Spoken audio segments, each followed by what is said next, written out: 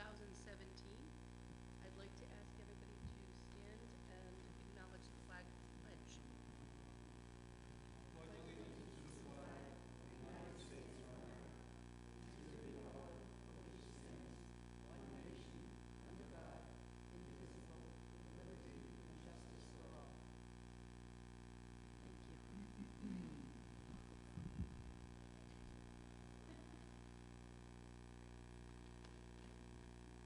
And Steve, whenever you're ready, we can get started. First, there was a question last night by Abel asking what the educational fair shares were for the 16-17 year.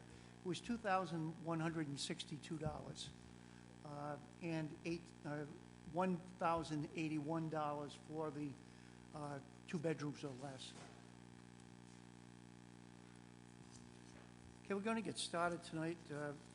We've got a number of the municipal department directors and division heads here with us. They are going to do most of the presentation as far as their departments. I certainly will chime in as I always do, but we will be going over 2 sections of the budget document, primarily 3 sections. The first section being the section 3 dealing with Section 4 dealing with long-term descriptions, the pay-as-you-go section, as well as the proposed capital budget itself. So let's get started. Just as a backup from last night, for anyone who had missed last night's session, what we'll have that'll be posted on the website will again be the schedule of events. I'm not going to go over that again, but we do have these pages so that there will be a complete record for anyone that's interested on what process is in place and what days we're going to be meeting. The next sheet deals with again, the descriptions from last night, long-term capital improvement program, capital projects over the next 6-year period, and the capital budget being the first year of that 6-year schedule. The next page deals, again from last night, is definitions associated with what is the capital improvement program and what is the definitions on the capital projects. Again, I won't go through those, but I want a record for each of the given evenings. The next few pages are pages that we talked about last night, which are the summaries of each of the different programs. First is the 6 program the 5 program areas dealing with each of the different funds that are involved with the capital program. If the capital program, we're looking at about a $20,380,000 program. The next page, on page 7 of the handout, shows all of the long-term programs that are in leisure service. We talked about the reduction in the overall budget amounts for the 6-year plan from the adopted plan. The adopted 6-year plan, which was adopted last by the council in January of 2016, was $9.8 million. Obviously, that included the Community Recreation Center, which has now transitioned from a capital project into an operations program. So that's one of the major reasons why we're seeing the major change in the values associated with leisure service participation in the capital improvement program for that 6-year period. General municipal program shows that the major increase there is a recognition that we will be doing a revaluation. That'll be a full revaluation in the latter part of the capital improvement program, and there will be a need for us to begin reserving dollars so that that isn't a spike program for us when we get out to the 21-22 year. We also have the new program that's listed there, which is the proposal as far as the affordable housing program stake at $100,000. The next page just summarizes school department and utilities funding proposals as they are proposed versus how they were in the adopted year program. Page 10 shows us the overall budget. The capital improvement program is valued at $27.22 million. That's down from the $32.9 million program that was adopted by the council in the current 2016-17 year. And again, it's based on those differences, the principal difference being in the bonding program and the annual element being up, so that we've got a reduction in the bonding elements, which are the long-term capital projects, based on the size of that rec center being moved and transitioned out of capital. When we look at the long-term capital program element, all of the programs that are listed are presented on page 11. We're going to go through those one at a time. Funding sources associated with the capital improvement program are shown on slide 12. We're looking at an overall program cost of $20.38 million. Each of the different pieces of this pie are presented. If you recall, if you want to see the actual dollar amounts rather than the chart, it's on page 3-9. That's the one that would show you where the unsecured funds were coming from and so forth. The next slot looks at what the program would be for the first year of the capital improvement program, dealing with all of the multiple funds: general, senior, utilities, and school fund. There we're looking at about a $276,000 increase. The principal changes there are associated with the school department's recommendations for changes that exceed, I think, about $180,000. So those will be discussed at length next week with the school committee. When we look at the 2017-18 general fund, and we isolate this one because this really has a profound impact on the property taxes that are necessary to be raised, we're looking at about a $79,000 increase over the current year of the $1,440,000 budget. As I said to you last evening, I think this is too high and too large of an increase. We're going to have to look at some changes there, possibly in some of the equipment acquisitions or in some of the funding levels of monies that are necessary to put into escrow at this point into the capital projects that aren't urgently necessary in the next fiscal year. Now I want to move into section 4 of the budget document, and we start out with the open space acquisition program, and we are recommending several changes in that program this year. As you can see from the chart, we've tried to summarize and the focus of this program. For 16 years, we've looked at 28 projects and expended town funds of almost $8 million. And I wanted to have Vin walk through some of the program highlights and also the needs and the changes that we'll be seeing if the council accepts the amendments that we're looking at. I also asked Vin to be here tonight to address the question that Liz had brought forward last night in terms of relationships between the comprehensive community plan and village planning and implementation schedules, because I think that's a key issue. When we look at where do we want the community to go, we need to look at where our programs are going and also what that general comprehensive plan is looking at and how do we keep those things moving in one direction. So before we lose Vin to an early retirement, I did want to give him an opportunity to espouse what he believes is the proper focus of what we should be doing as it deals with the capital programs and as it deals with comp planning.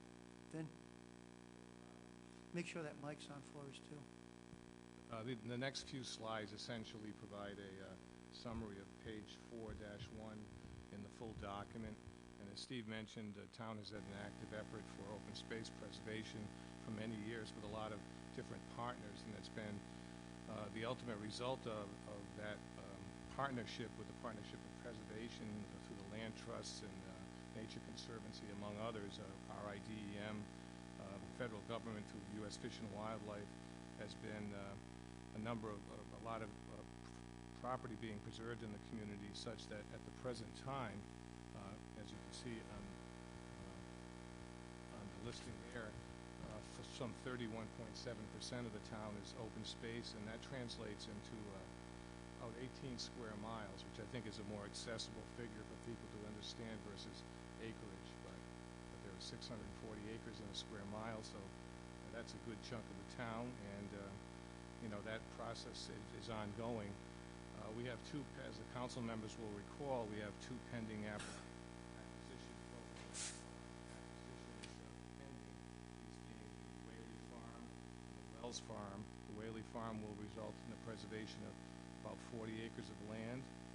The town's funding participation as a gap funder in that program is not to exceed $104,200. The Wells Farm, which was more recently before the council out in the western portion of the community on Yaglu Pond, would result in the preservation of 33 acres, with the participation from South Kingstown capped at $254,000. We had expected both of these to close before the end of calendar 16. However, the federal funding commitment is in the process of being finalized as the major piece of it, because all of these, as members will recall, there's a number of funding partners. It's not a sole source to get these things done, and they're very complex deals, and they take a bit of time. But those latter two, we're expecting, in fact, our solicitors are now reviewing the conservation easement documents for both of those programs. And that'll be a good addition to the open space inventory within the community. And as part of the Whaley Farm, members will recall as well, there's a right-of-way dedication that will be beneficial to future improvements through the capital program for Jerry Brown Farm Road.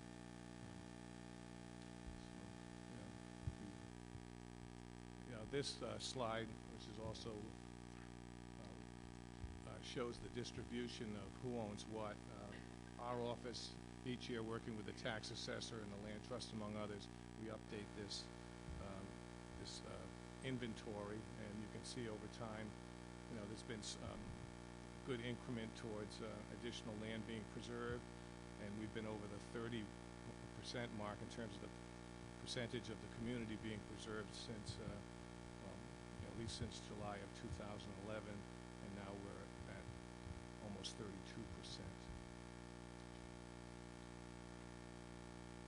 The next slide goes to the recommendation that I've provided to the council in the budget message. We currently have available funds that we're anticipating of about $731,000 in the open space fund.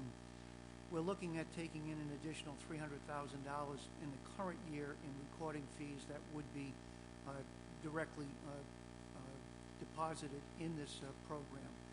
And what we're suggesting is that there's more money that's necessary, and we should start looking at are there other programs that could use this type of support where property taxes are a scarcity. And two of those programs are, one is the bike path to the Commons. As we noted last night, there's a $600,000 projected cost on that project, and we're anticipating $400,000 in a grant. We would need $200,000. We think that should come out of the open space acquisition fund so that we could start the planning on that to get that constructed during the 17-18 year. The second item that I think I've spent considerable time on addressing is the recommendation that $100,000 be transferred out into the Affordable Housing Reserve Fund to provide a greater opportunity to the Affordable Housing Committee to be able to hire a consultant to look at what affordable housing needs are and programs are, as well as whether those dollars could be used to create leverage with state programs that were adopted through referendums during the November 2016 ballot. So we're looking at those items. That would still leave $162,000. As we go forward, there'll still be $300,000 to $350,000 a year that potentially would be going into that fund, but it can be transferred out if there's other programs that the council would wish to see. Let's say that the affordable housing yielded some good results, and the council wanted to continue a program, there may be additional dollars could be brought forward. We're still showing about $450,000 in potential expenditures for additional land acquisition, but obviously that's a decision of the council as we go forward. We haven't curtailed the program, we haven't cut back the program. What we've said is that there's adequate funds there to provide a better distribution. We're using a portion of that money to pay the debt service. In the capital budget itself, if you just bring your attention to page 4-3, you can see right now the amount of money that we've got in terms of bonding debt service that's required.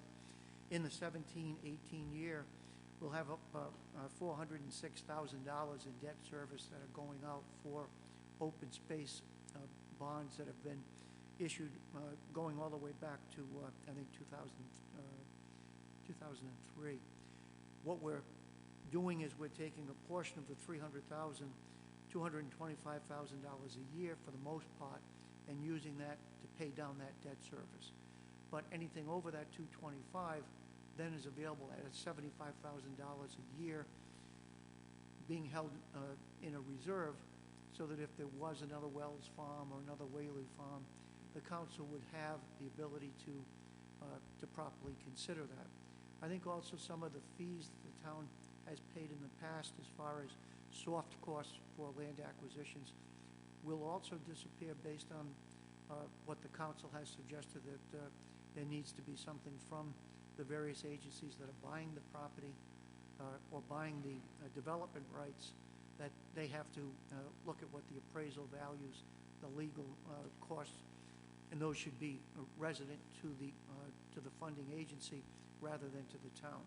So I think we can still manage the program and be able to see these type of uses being taken out of the open space fund and put into other reserve opportunities. I would just add to that a little bit that the manager's proposal for additional flexibility in the use of these funds does provide the opportunity to more broadly meet need in the community based on what might come forward. And I think the residual funds for open space that Steve was just speaking of should prove, based on recent experience with acquisitions, sufficient to meet our needs. Because I think in the last 5 years there's only been 3 projects, including Wells and Whaley, that have gone to fruition. It just seems like the assembly of the resources to getting families to agree, and it's a complex process to make it happen. It takes a lot of time, and we're not seeing quite the level of activity. It's a valuable program, obviously, for the community, but this flexibility, I think, will well serve us moving forward through the capital budget and just through the general conduct of government in the community. Before Vin leaves, I wanted to also address, we're also recommending that the council provide through the recreation fair shares $20,000 that would be made available for the Noyds Farm management plan. As we've talked about over the last several years, when the town purchased that property for $3 million, it was the largest single parcel in the community, undeveloped parcel, 248 acres in size. We bought the property, but we also bought it with a conservation easement, but we can use that property in terms of agricultural and ecological uses. It means that we should be looking to develop a management plan, and then that could be incorporated as far as the development and implementation of that management plan in future years, so that the $3 million that's been invested in that property is of value to the citizens in the community to be able to get proper use. It is probably one of the most rich pieces of property in terms of trout streams, birch swamps, birch stands, and for the most part it's inaccessible. There are some walking trails that are there that really started out as deer trails, but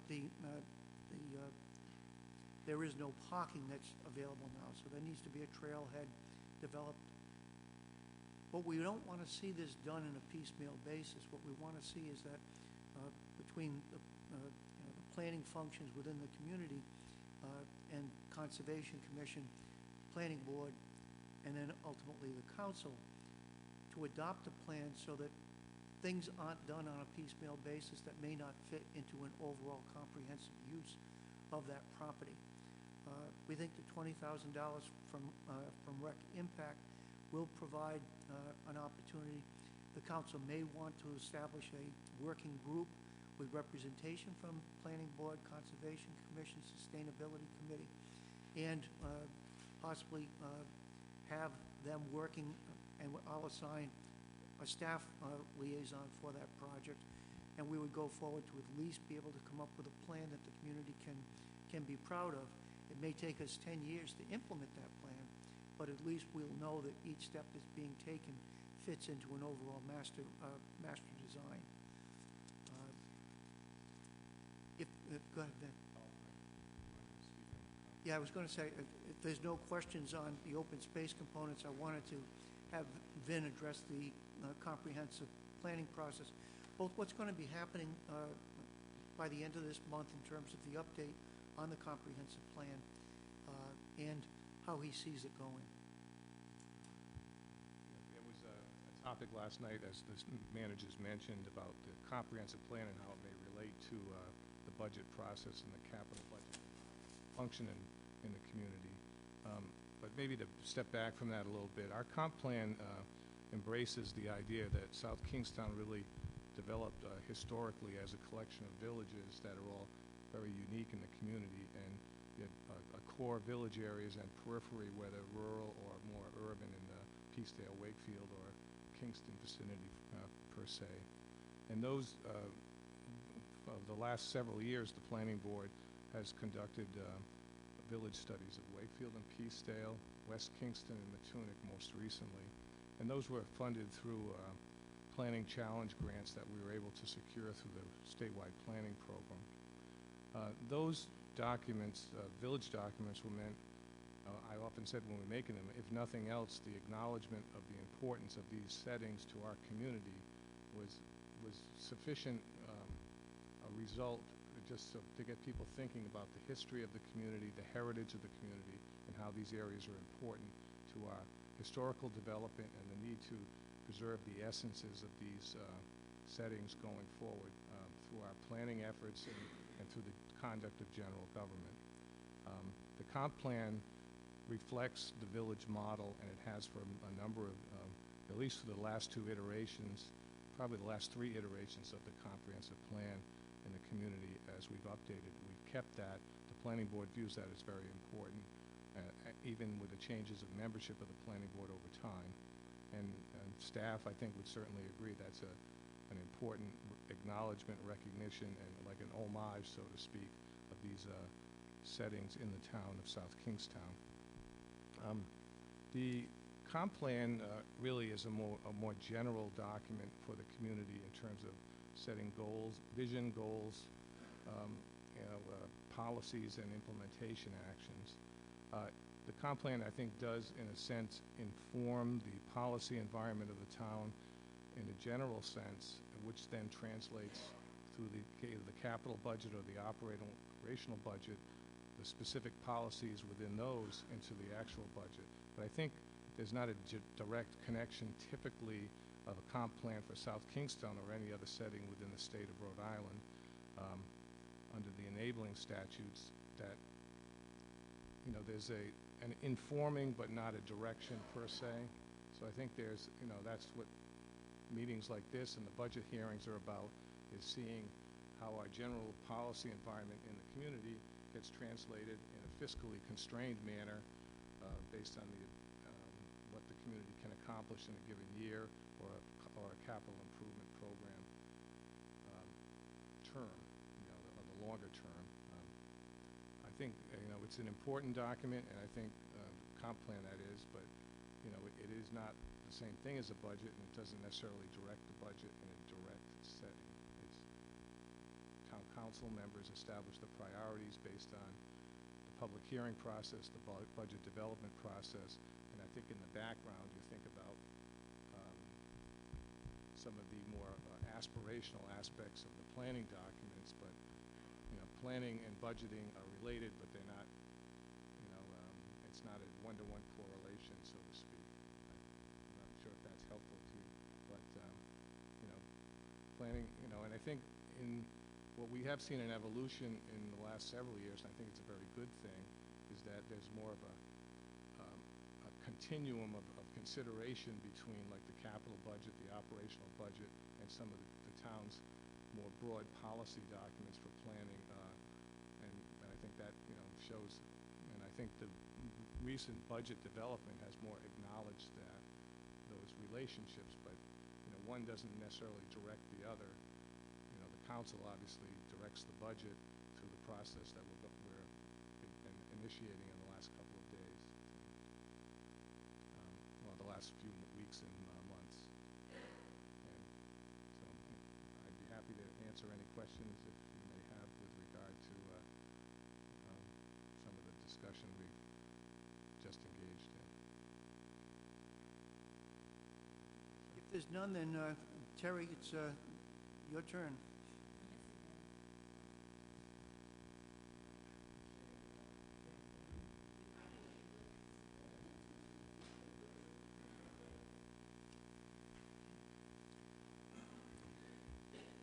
Terry always starts off with the winning hand, so she starts with the bike path connector.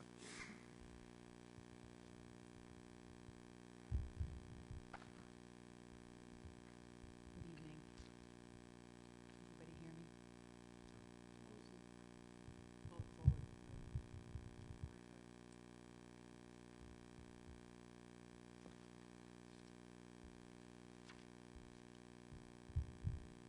Okay, so we'll get started with the elements of the Parks and Recreation and Leisure Services capital program. There are 5 major long-term projects in the capital budget for leisure services, Parks and Recreation. The first is the bike path connector. I know that the manager has gone through the project last evening with you. Essentially, this project has been in the capital program since 2006.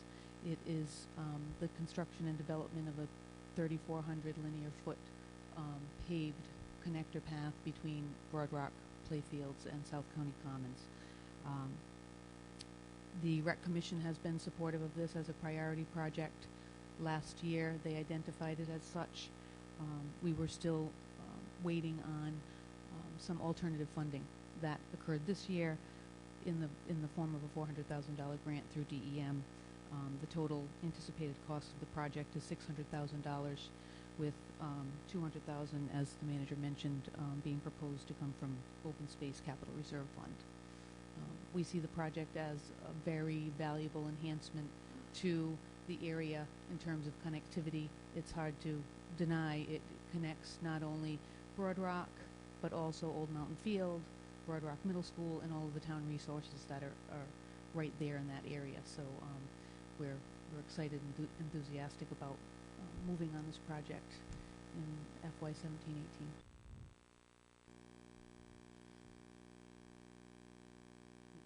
So we'll move on to the Neighborhood Guild improvement project, which also I know was addressed last night in terms of this project not being reliant on any tax dollars.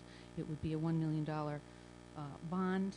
There are 4 components to the Guild project, one of which the accessibility has already been addressed partially with the installation of a new staircase in the entrance of the Guild. We are also planning for the installation of a new elevator this spring at the cost of $173,000. This is coming from reinvested capital funds. For the future, we see a few more phases in terms of the exterior alcove of the building needing replacement at approximately $75,000. There's been water damage to that. It needs full reconstruction. We are also looking at the primary piece of this funding going towards window replacement and a new HVAC system. the windows in the Guild are the original windows. There is no air conditioning in the Guild. We currently utilize window air conditioning units. It's certainly overdue for some improvement in that area. And then finally, providing there's funding left from the $1 million bond, we would look at some interior restoration and improvements to the building to transition over some of the more active space, like the gymnasium, into a passive recreation space. With the transition of some of the activities over to the new rec center, we're envisioning the Guild as having the opportunity to expand on passive recreation, performing arts, the music program that takes place at the Guild. So that's the Neighborhood Guild project. Next, we have the Marina Park improvement program, and this is also a long-term program which we have addressed one component in the current year with the paving of the east and west parking lots at Marina Park. They were paved this fall and lined at about $77,000.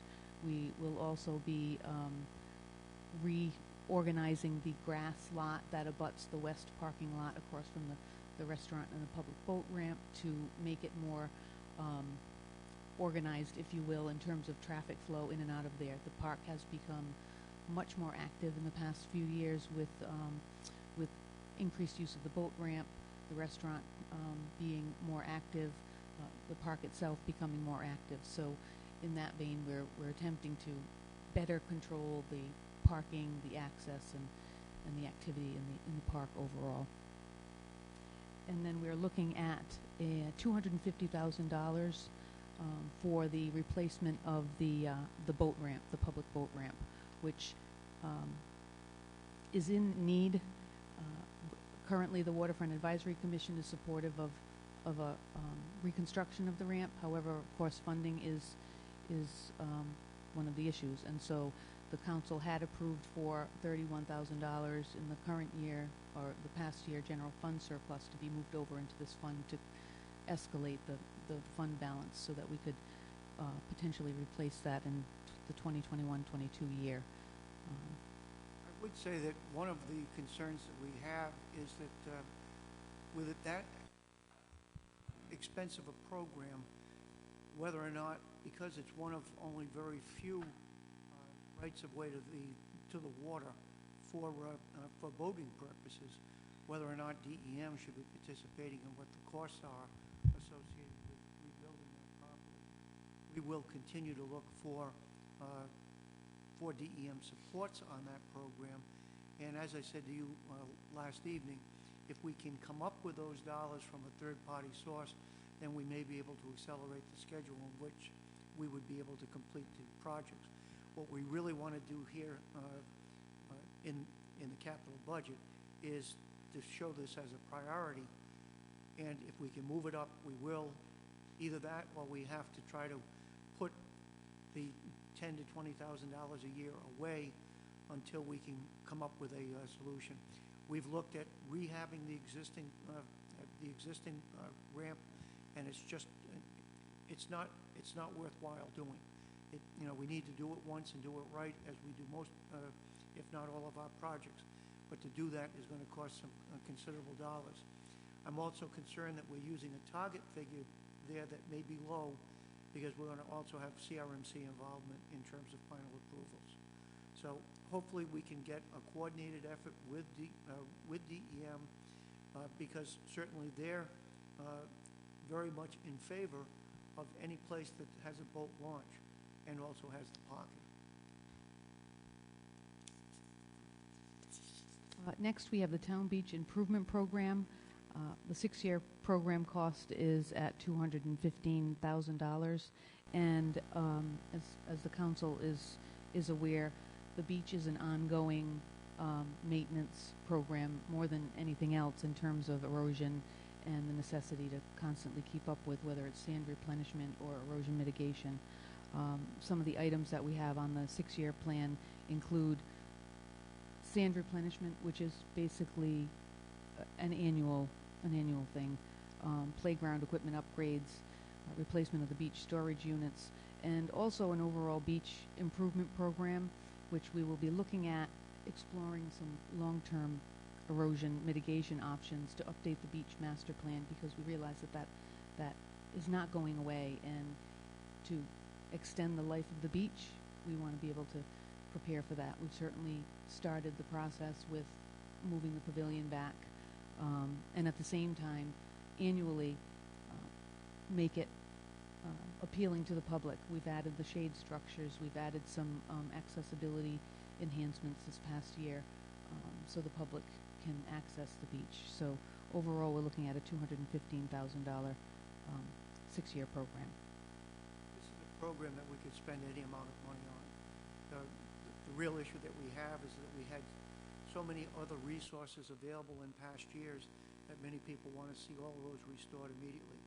And we're really looking at how much can we put in there with all of the other services that we need to provide. But any amounts that we had, we could use in terms of both parking lot enhancements. The playground is very limited at this point, as well as some of the security issues that could be better addressed in terms of access off of the beach road itself. What we're also seeing is the beach operation has a considerable contingent coming in from the campground areas themselves. So the eastern side of the beach is a beach area that we're not seeing parking revenue from, but it's also one that's taking a great deal of operational service. So we've got to look comprehensively at that beach. But again, this is a program that if we had the dollars available, we could do amazing things, because it's a wonderful resource. The question then comes down to, what do residents really want? When we put this beach together years ago, the community came out in force saying they did not want a beach other than a rural beach, and they wanted it to be limited in scope so that it would really be a residence beach. We've attempted to keep it that way, but it becomes more difficult when we don't have some of the amenities that they feel were very important to us in the past. But we'll continue to look at that, and it's also another area that we'll continue to look at in terms of grant availability. Terry was very successful in terms of getting 2 major grants that allowed us to move that building back, as well as to deal with the septic system, a brand new septic system. So we're fortunate that local dollars weren't necessary for those things, but there still are many other things that we could do at that beach. Terry, I've been down there more recently as my kids get older, and I don't worry about them drowning in the water so much anymore. But I love some of the programs you had this summer, like the s'mores on the beach and the reading of books and stuff like that. And I feel like sometimes it's with respect to the people that wanted it as a sort of residence beach, that it's almost underutilized, that it's just so gorgeous over there. And I'd love to see us, like maybe do movies on the beach or something similar to what they do in Narragansett, where they have kind of host events there, because it really is just so beautiful. And I think, it's tucked away and you kind of forget about it. And like Steve said, if I could give you a blank check and be like, go to town, I would. But I would love in the future to see, a way that we can utilize it even more for people. I just think that you've got some great programs in place already, and I'd love to see that expand. I suggest you never give Terry a blank. But it's a good use. Terry, could I ask one quick question? What does the beach take in for income on an annual basis? It's just over $100,000 at this point. It's a fantastic beach, utilized all the time. It does. It's not a best kept secret any longer, and as much as we'd like to see more, we were challenged this past summer season with the volume of patrons, particularly on weekends. We had our share of complaints about the numbers on the beach. The biggest complaint that I heard was the non-residents. The residents do like park, and non-residents, so they have to get that. Right. And it came down to parking, really. The one good thing in a one park actually, Right. we have several kudos for the service they give. I heard a lot about that.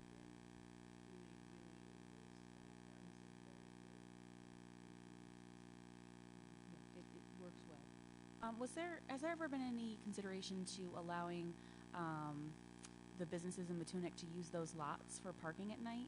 I know that we always have parking issues in Matunic with, the Pizza Bar and Ocean Mist and Terrace. Have we ever opened up those lots or looked at the feasibility of leaving them open at night so that they could use them? We've had our share of vandalism at times on the beach property. It's pitch black. We do not have parking lot lighting, so we have not really entertained that. We have the beach security on until 11 o'clock or maybe midnight, but they do lock the gates. There's liability and risk that comes with that, so that really hasn't been, although I do understand that that's come up as a potential option for overflow parking, but it would have. Concern with the liability also addressed by providing an attractive nuisance for somebody to park and to then have them on a road with no, where somebody's going to get hit by a vehicle at 1 or 2 o'clock in the morning. That may not be in good condition. And if the parking lot is set up for that purpose, we could look at a program, but that program would require several contingencies. That would be a financial responsibility for those interests that were receiving specific benefit for it. So we could look at those things, but I think it would be off-site parking for that, with some, even if you were to institute a trolley system, there would be a substantial cost. And also how long you would have that trolley lasting into the night if those facilities are open, till 1 o'clock or 2 o'clock. And again, the lighting is what I think would create some difficulties, because I think we'd have complaints with the neighborhood if we lit up that beach.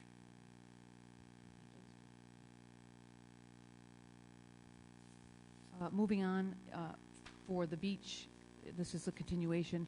For the FY 17-18 pay-as-you-go, we're proposing reserve funding in the amount of $20,000 for the beach improvement program. And moving on to the final major long-term program and the most recent program added to the capital budget for Parks and Recreation is Old Mountain Field Improvement Program.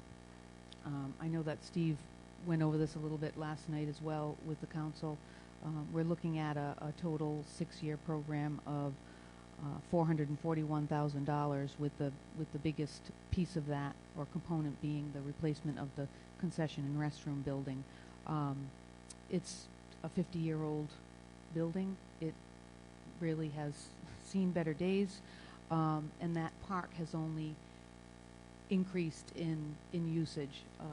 We've had a lot of activity in terms of expansion of the skate park.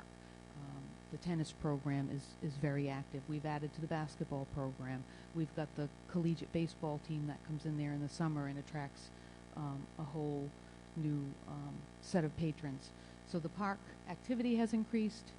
The facilities for restrooms and concessions really is now, it's time to upgrade that. So that's in the budget for approximately $400,000 over the long term. The other two items are the tennis court resurfacing, which is in the 17-18 pay-as-you-go budget for $11,000, and a picnic shelter proposed for FY 2021 in the amount of $30,000. It's the one thing that the park has just about everything, but it would be nice to have a shade structure or picnic shelter added for the benefit of those who come and either spend the day. We have camps that run at Old Mountain Field, and we would also utilize it as a revenue source similar to the Tuckertown Park picnic shelter for those that would want to use it for birthday parties or family outings, that type of thing. So overall, again, we're looking at $441,000. We realize that the funding is not there at this time. We're looking at a transfer of $196,000 with an additional funding of $230,000 still needed. The priority on this could shift and change. It's certainly the Recreation Commission's purview to reprioritize capital projects, and this may be one that we look at escalating if we have the opportunity, or we find alternate funding sooner than later. Terry, I brought it up last night too, about the concession stand and the restrooms. Just that, I remember kind of being reluctant to use them when I was in elementary school and I was over there because they were scary then, and it's crazy that they're still there and they're still standing. Well, we've had some upgrades since Right. then, new stalls and fresh paint, but Yeah. that's about it. So that's one of the programs on there that I would love to see accelerated, because especially with the waves there now, and we just have this whole new sort of wave of people, if you will, that are showing up there, and it's beautiful, and I want to keep up with, want it to look as good as it really is. So that's one of those projects that I would love to see move up on the list. Pages 410 and 411 give you a summary of all of the different program elements that the recreation wishes to address over the 6-year period. If you jump to page 5-2, that'll give you each of the projects with a description for those projects that are slated for the 17-18 year. So we can switch back and forth. The way I've got the slides set up this evening is we're going to go into those, but if you're in section 5, you'll see the pictures, and that's also where Terry's descriptions for each of the different program elements is listed. So if you want to flip back and forth, you can. If not, just using the PowerPoint itself, you'll have the project, the pictures, but you won't have the narrative description that she provides, and you can review that at your leisure. All right, you want to move through those? So just to recap, Old Mountain Field for 17-18, we have the lower tennis court resurfacing at $11,000 and $25,000 for the concession and restroom replacement fund. And then we'll move into pay-as-you-go for Curtis Corner playfields. We're proposing $25,000 for the repair and resurfacing of the tennis courts. We would roll that in to one bid with the Old Mountain Field tennis court for the repair of those. Those are heavily used. Tennis is very popular in town, not only in the school department, but also we have several leagues and private lessons, so our tennis courts are very well used around town. And the resurfacing that we've seen, if you get a chance to go to like Green Hill Park, you'll see where the resurfacing's been done, and the facilities look brand new. That and the basketball courts, we've had some real success with the company that Rex has been working with in terms of both the resurfacing and the line painting, which is also an important component. We also have for West Kingston Park, we have $15,000 budgeted for lighting improvements. Those lights need new ballasts, and that park is the main park venue for our adult softball league. Very robust league. We have 3 different leagues that run 3 different seasons. So those lights need to be, the ballasts need to be replaced, so that funding will take care of that.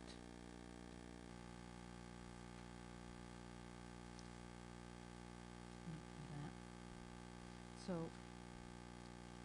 that takes care of all of our park and recreation pay-as-you-go for a total of $126,000 for the FY17-18 year. If there are no questions, we can move on to the equipment acquisition program, replacement program. You'll see we have, let me use the slides instead. It starts on page 5-8. And you've also got on page 412, gives you the 6 years going out. The 5 section just gives you the 17-18 year proposal. We've got 4 pieces of equipment proposed for funding for FY17-18.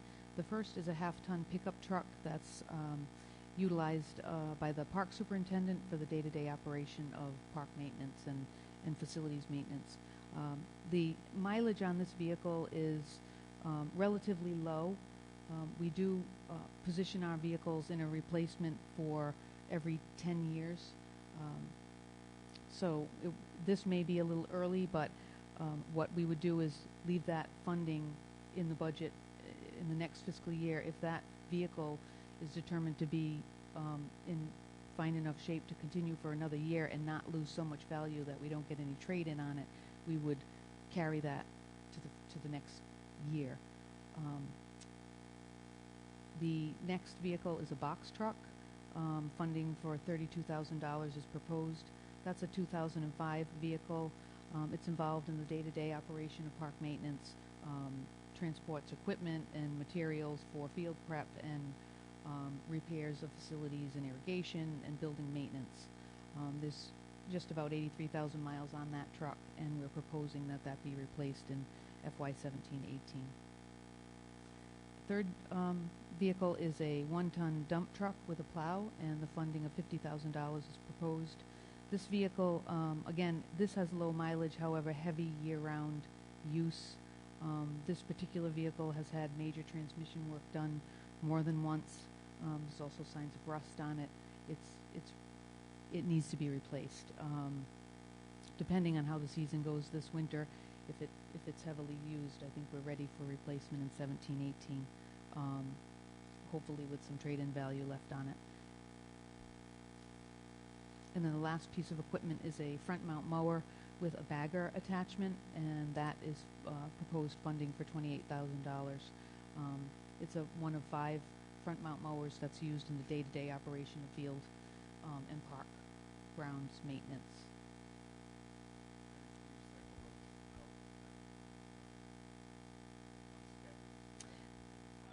They're on a rotation for the different equipment and vehicles are all on a certain number of years rotation. This one is the oldest. We have 2 front mount mowers that have the bagger attachment. They don't all have them because typically the parks crew will allow the clippings to remain, but in terms of field preparation for games and also for leaf removal, the baggers are used for those. So this particular one is due for replacement. I think the key here is that the money, if we don't need to replace that vehicle, it's not going to be replaced. By having the money sit in that capital reserve fund, if that box truck can last another year, we'll have it last another year.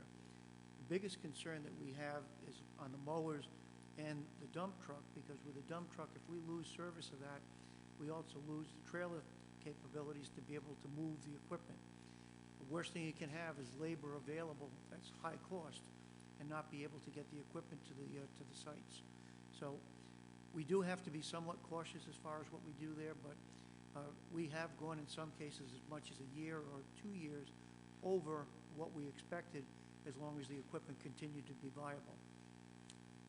Terry, before we move on into the senior services program, I said this to you during the Christmas party, and I just want to say it again, that our Parks and Rec department is just amazing, the way they maintain these fields and areas. And I was at Tuckertown Park a few weeks ago, and the guys on the mower were waving to my kids, and I mean, just pristine. And you go to other communities, and you don't see that kind of maintenance that we have. I feel so fortunate, and I can't say enough good things about the department and those guys and what a great job they do. They do, but we also get a good deal of support long-term from administration and councils and the recreation commissions who have been supportive and view Parks and Recreation as a very valuable piece of the quality of life in South Kingstown, but the staff does a great job. Terry, can I ask one quick question? There are 5 mowers, is that correct? Correct. But only 1 dump truck to transport with a trailer? Oh no, we have other vehicles in the fleet. That this dump truck is the one that is due for or most in need of replacement. Welcome. If you look at page 4-12, you'll see the list of all of the equipment that we manage within the Parks Department itself. So you'll see the number of vehicles that they have and the size of those vehicles, as well as the equipment trailers and the mowers. And that you'll see over the next 6 years where we expect to spend the money.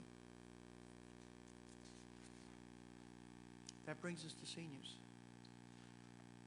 Okay, next we have our 6-year program for senior services, and the FY 17-18 year will, and I think Steve talked about this last night, represent the funding will come from the senior services fund, not through the general fund tax dollars. So for the 6-year program, we're showing improvements for the adult day services facility that will include deck construction, roof replacement, and a security access system. The adult day with the FY 17-18 year, we are proposing $20,000 for the construction of the deck that has been planned for the backside of the new addition of the building. We've had several $10,000 about in funding for that project that's been donated through private sources, and we've been just waiting to get enough funding in that project to be able to complete the deck. It enhances the program. It allows for our staff to now to bring clients outside for outdoor activity in a secure, enclosed yard that abuts the child daycare, which is right behind it. So it will be a very big enhancement to the daycare facility to be able to do that. So we're proposing that for FY 17-18. And if we can go back to intergenerational programming with the daycare behind us, then we can mix our client bases, which is programs that had been run in the past, that we want to look at that again as well. Yeah, we do a little bit of that now, but we're relegated to being inside, and sometimes that's tough. So to be able to have outdoor space is great. We also are showing in the FY 17-18 year for the senior center $15,000 for the replacement of the flat rubber roof on the building. That's the original roof that basically it covers the dining room section of the facility. There's also $25,000 that's or $20,000 that's currently in the fund for that replacement. This $15,000 will allow us to get that roof replaced in the 17-18 year, and then we'll look at the other pieces of the roof and the siding in the future years.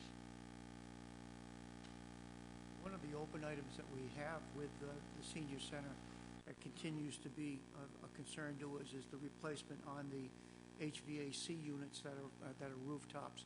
And what we need to do is to have money within that reserve fund so that if one of those units goes, we're able to do the replacement on them. So that's another component that we're looking at. I think of all of everything that we've seen with that building, that's the Achilles heel, is the HVAC systems, those independent units on the roof. And their cost are $8,000 a piece. We've just gone through a full cycle of the 7 rooftop units, either major repair and or replacement, but we do need to budget regularly so that when the time comes, we'll be able to swap them out with new units. And they tend to start to go one after another because they were put in at once and all replaced at once.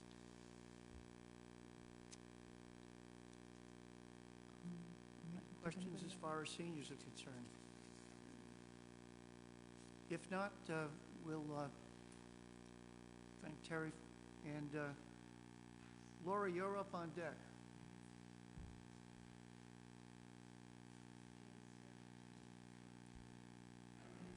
For the council's information, this is the person that you need to ask when we're going live on broadcast, because she's very good at spending our money.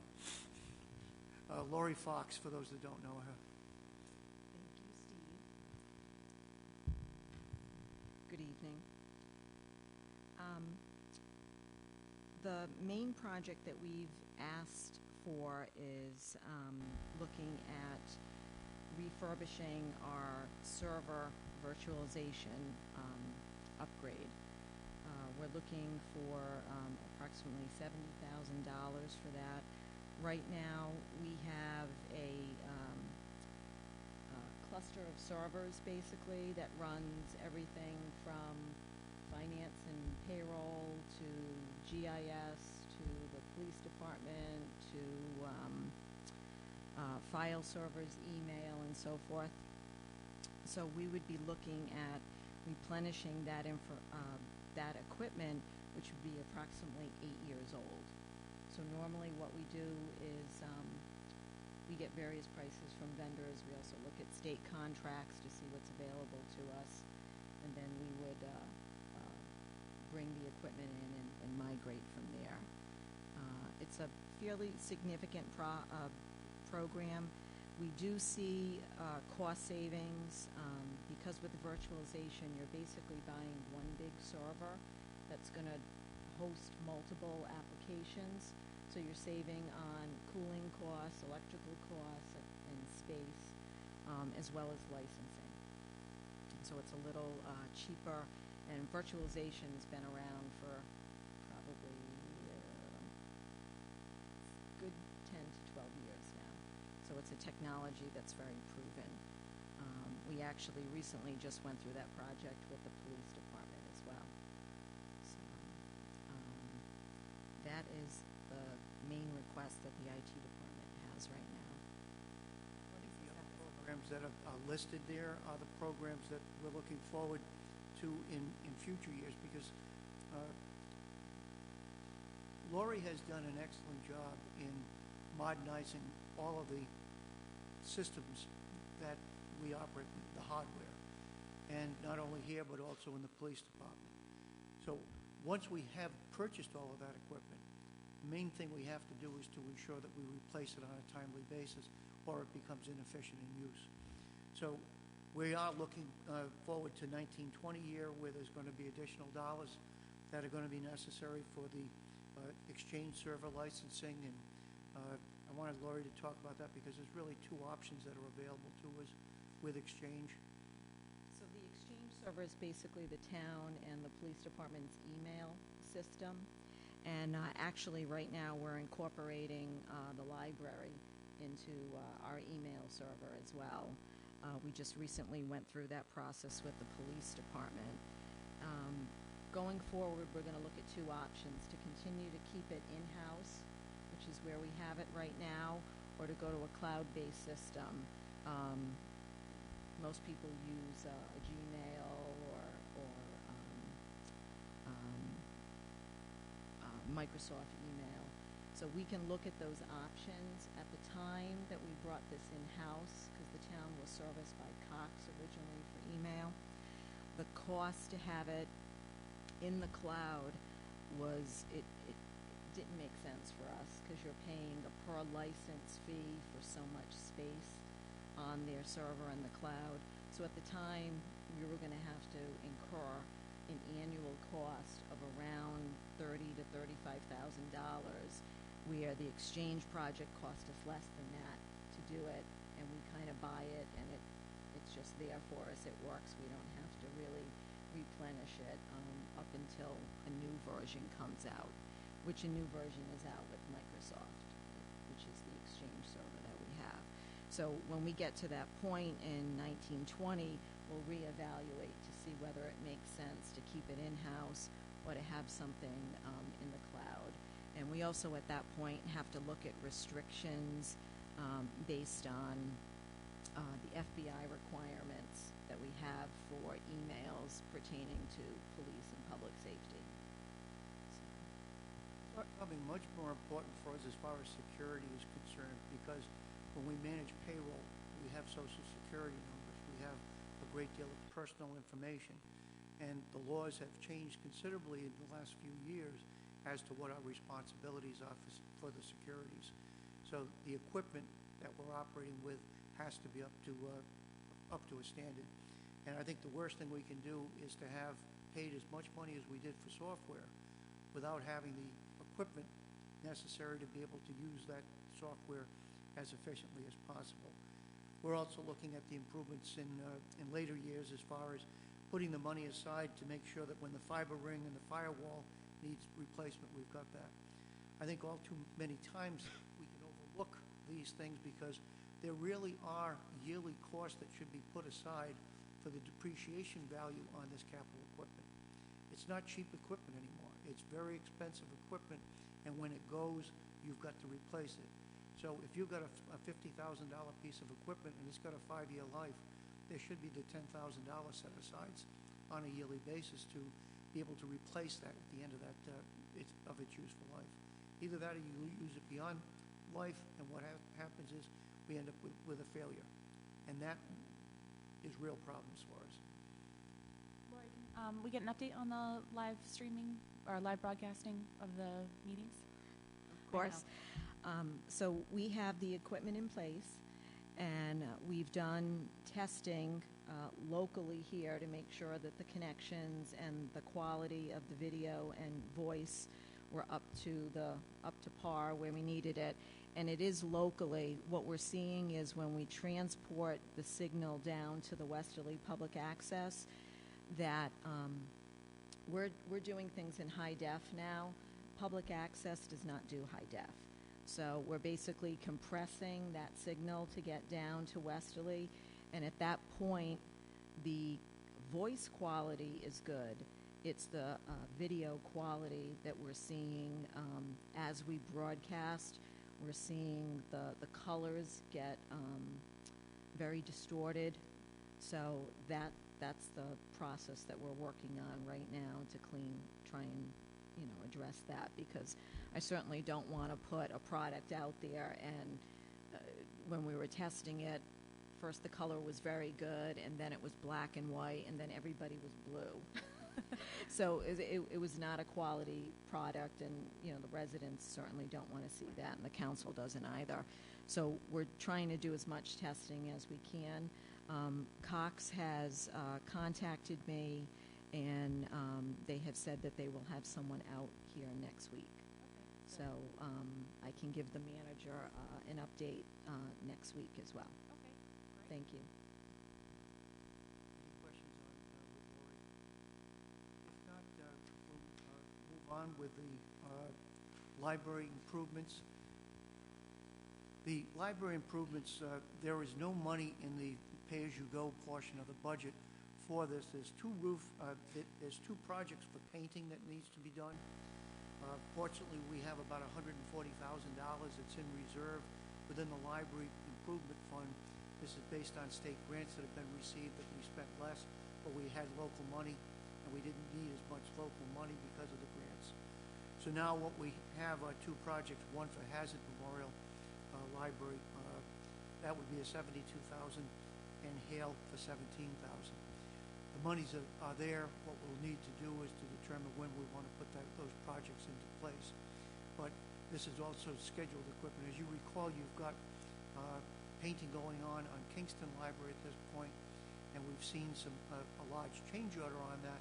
Some of it's because of the spec that was used initially. So we've got to make sure that with any of these painting jobs that we're dealing with, particularly with these older buildings, that we are careful as to how those paint jobs are actually incorporated. Also with the Peacedale Library, there's probably going to be some improvements that are going to be necessary on some rotted areas that need to be replaced, and possibly soldering with some of the gutter systems. So we'll be looking at that over the next year, but there's not any municipal requirement or tax requirements going into that program at this point. That moves us into revaluation.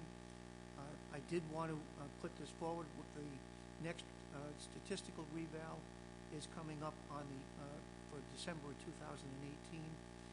We're looking at that costing $246,000, of which about $148,000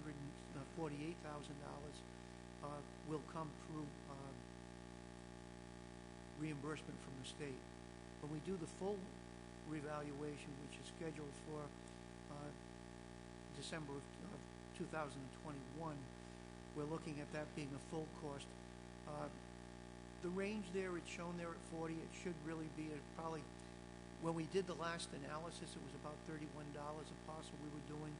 So I think it may come in closer to 35 by the time it's done, but we won't know until we get out that far. The other thing I would say is this may get moved off of the radar altogether because General Assembly is giving consideration to going to a once every 10 years with one statistical. So if that were to occur, we'd probably be able to move out another 4 years before we would see the full revaluation being a requirement. So if those changes, because right now revaluation is a mandatory program as to the scheduled years that we have to do them in. So this is what we would expect if there's no changes in legislation. It does come up each year. RIPEC has been opposed to it, and there really hasn't been any strong push at the General Assembly level to make the modifications that the municipalities have asked for. We see this as an awful lot of money being expended too frequently with too little state assistance coming in to keep those fine. I will say I think there needs to be a mandatory revaluation program. In early years, we had revals that sometimes weren't done for 10 or 15 years. So the values were really out of whack with what they should be. But I think that the frequency that we're doing them now is cost inefficient. So we'll see where we go with the General Assembly. If there's no changes, we will be looking at least a $500,000 program coming out in that 2021-2022 year. And we should start planning for that within the next couple of years. That brings us to the Public Works Improvement Program. John, are you all set?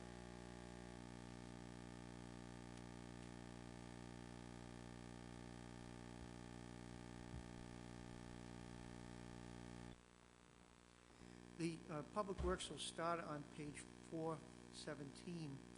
But it's also on 5-24 if you just want to mark that on your notes for when you go back to them. John, we're starting out with the road improvement program. Okay. So just by way of a little background, back in 2000 we implemented a transportation improvement plan, and that was kind of a roadmap for us on how to maintain our infrastructure going forward. Prior to that, we pretty much just did what we would call pavement preservation, stone sealing, but the roads, due to the traffic loads, speeds, and volumes, couldn't withstand those type of vehicles. So we implemented the TIP back in 2000, and since then we've either reconstructed or overlaid about 30% of the roads in town, which is pretty substantial. Our main focus, probably for the first 12 years, was for full-depth reconstruction on the arterial collector roads. We pretty much got those bad roads beyond us, and we transitioned now to an overlay, which is a lot more cost-effective.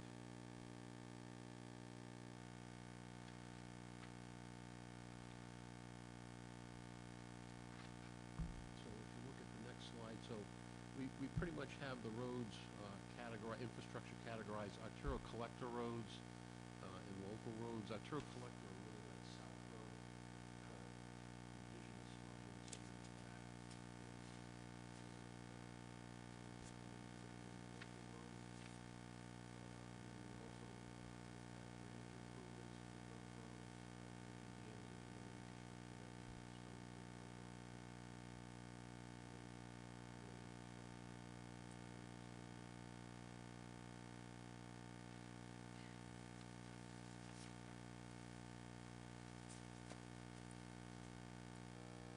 I think the easiest way for the council to understand this program is to look at pages 419 through pages 422.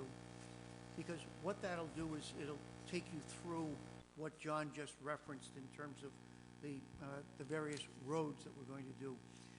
This chart that's put together on a yearly basis looks at what is the need statements for various roads. And it does change, because sometimes we find roads have fallen apart that had not been anticipated to be necessary to be done right away. So what you'll see here is an inventory for what we expect needs to be done over the 6-year period, 4 different roads.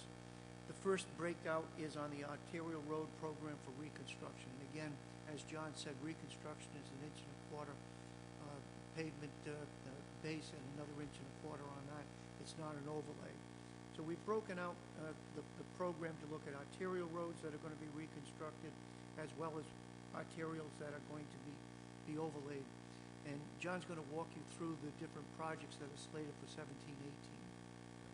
17-18 right now, we've got Pond Street down by the marina, down at the south end is in poor condition.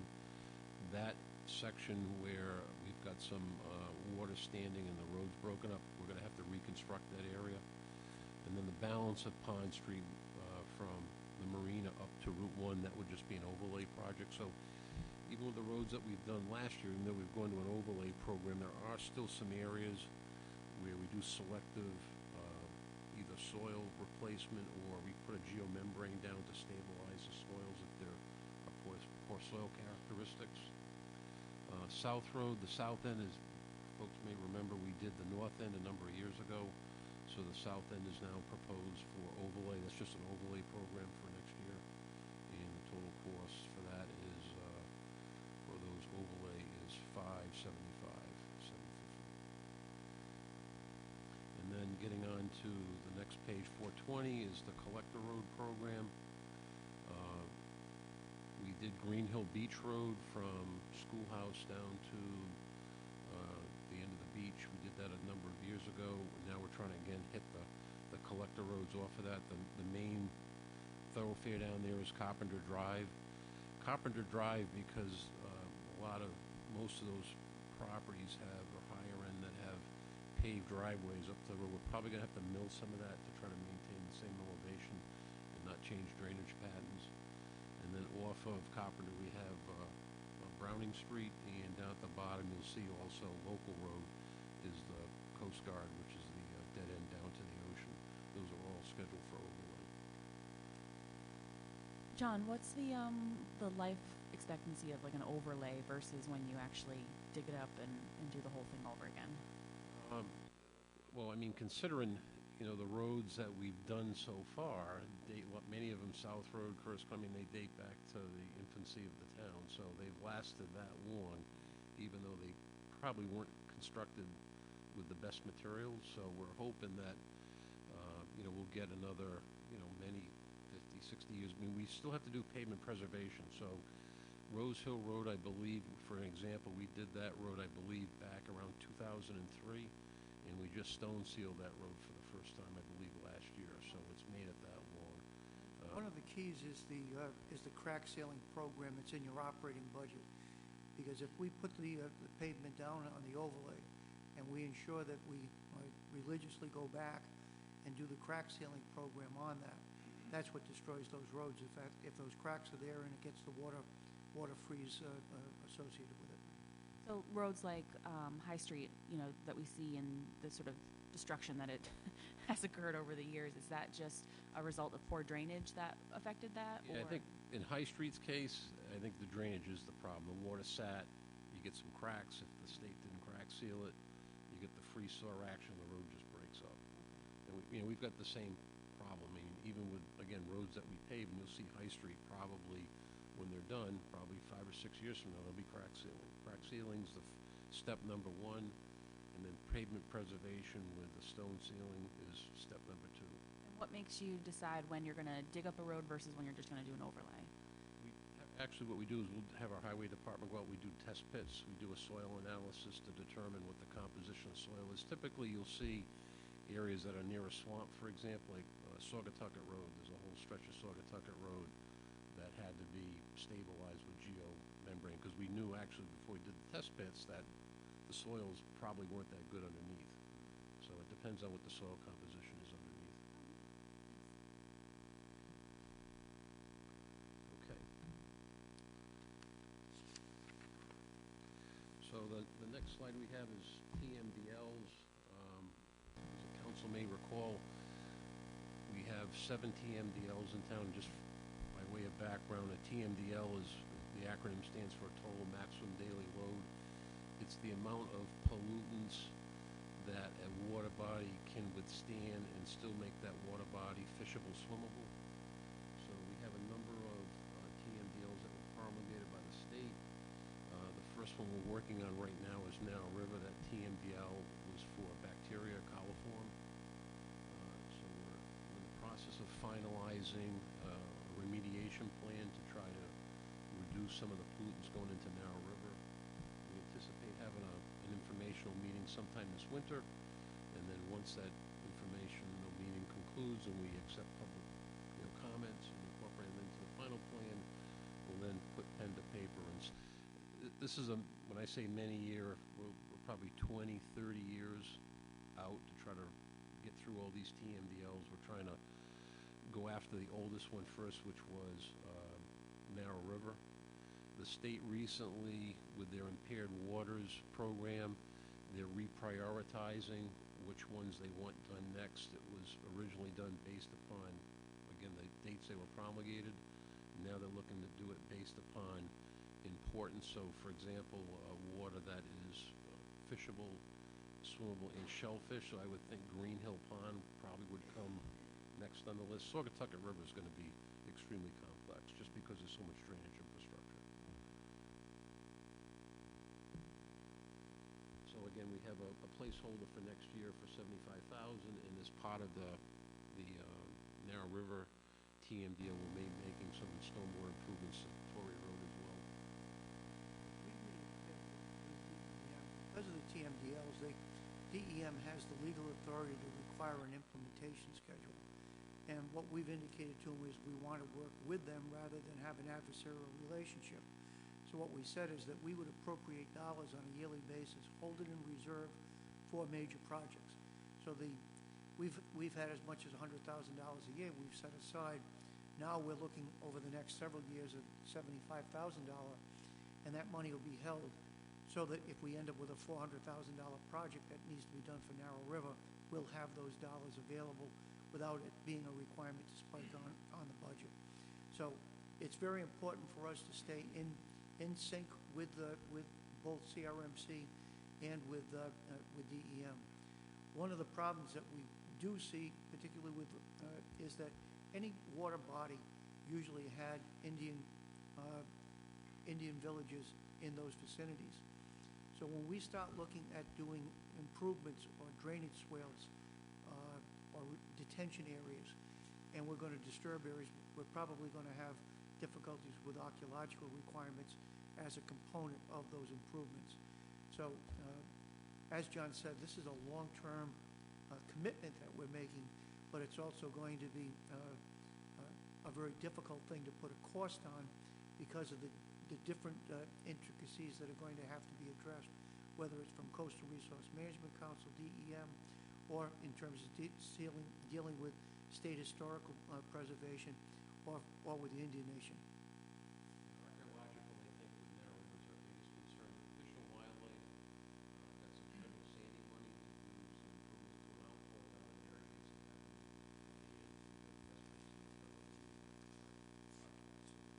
that unfortunately killed that project. So we're all along the river areas, so until we start doing the estimates, we're not going to go. Is Narragansett involved in this, or have they similarly been planning and setting? Narragansett, actually, they've done. I think they've done 3 stormwater improvements already on their side. I know there's one if you go over, if you're on Bridgetown Road and you're heading up towards the Bay Campus on the left. There's one on the curve there. So and I think they've done another one up in the Petaskwampsky area. So they're already underway with theirs.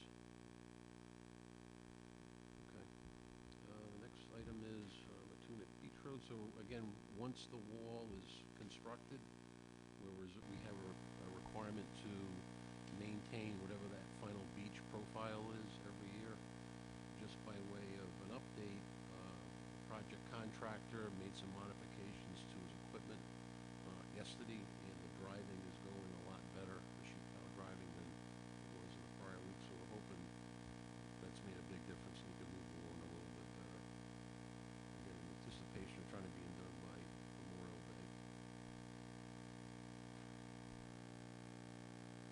Saugatucket River culvert, we're out right now for proposals for engineering not to increase the hydraulic pass-through of that culvert, but help and widen it to eliminate some of the geometry problems. We were originally considering increasing the pass-through capacity, but because that culvert is one of the most ones in the Saugatucket River that's most upgradient, if you increase the pass-through capacity, you then have to go look at every single bridge downstream, which is significant.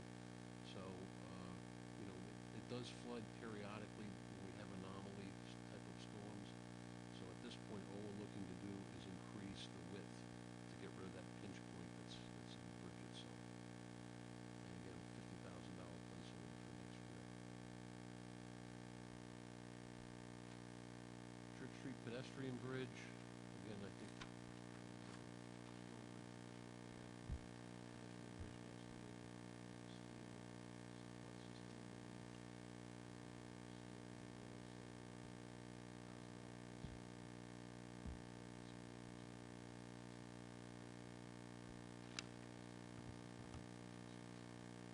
I think one of the major things that we want you to take out of this is to understand that the 150 miles of road that we're maintaining, as well as the drainage and the other components of the infrastructure, all we're really being able to accomplish with $1 million a year commitment to this program is for upkeep of the existing facilities. And we're still behind. Obviously, we're talking about great success where we've got 30% of our roads redone. But I think that by using this type of a 6-year schedule, we can at least have some realistic expectations as to what the cost will be, and also we can deal with the complaints that come in to give them an idea as to when we see their road as being a priority. As I say, there have been roads that we didn't expect problems with, that based on a winter condition have been destroyed. Several years ago, a section of Moonstone Beach Road disappeared on us, and we had to rebuild that whole section. We're not seeing that as often at this point, so I think that the more structure that we can put into, a program that identifies the roads in advance of failure, the better off we're going to be, particularly with the damages that we end up with the liability claims that get brought into the town. But all of our money, as you can see, we're not going into new programs. This is really trying to be able to maintain and preserve the existing infrastructure system that we own, or that's been dedicated to the town based on the development that we've seen over the past 40 years. John, when you were talking about going back to the Saugatucket River culvert, were you saying that you might possibly increase the flow, or you ruled that out? No, we wouldn't increase the pass-through capacity. No, and if you ever did, that would kind of give a flow to the river, because I noticed, like, if you go down behind Bell Block there, the river seems really stagnant, and I wasn't sure if, Well, again, behind the Bell Block, it's the impoundment is the Main Street Dam. Right. So that's why you've seen the flow not as great there. Because anytime you have the water's impounded, just like at the culvert, Mm-hmm. during storm events, you see a backwater, we call it backwater impoundment. There's a backwater condition because it's being restricted. So the restriction you see behind the Bell Block is actually Main Street Dam. Oh, okay. So that wouldn't have an effect on it at all. The main concern they have is the impact it's going to have on Saugatucket River and also the Saugatucket, the pond itself, as far as the elevation, if that water comes too quickly. And the other thing, too, that you have to look at is that the dams that are on what used to be the Goriello properties also, have influence as far as what's going to happen downstream. So you've got to really, the size study that we would have to do and the mitigation steps that would have to be taken downstream, I think would be far more expensive than having to close that road periodically during a major 100-year storm. What we don't want to do is increase the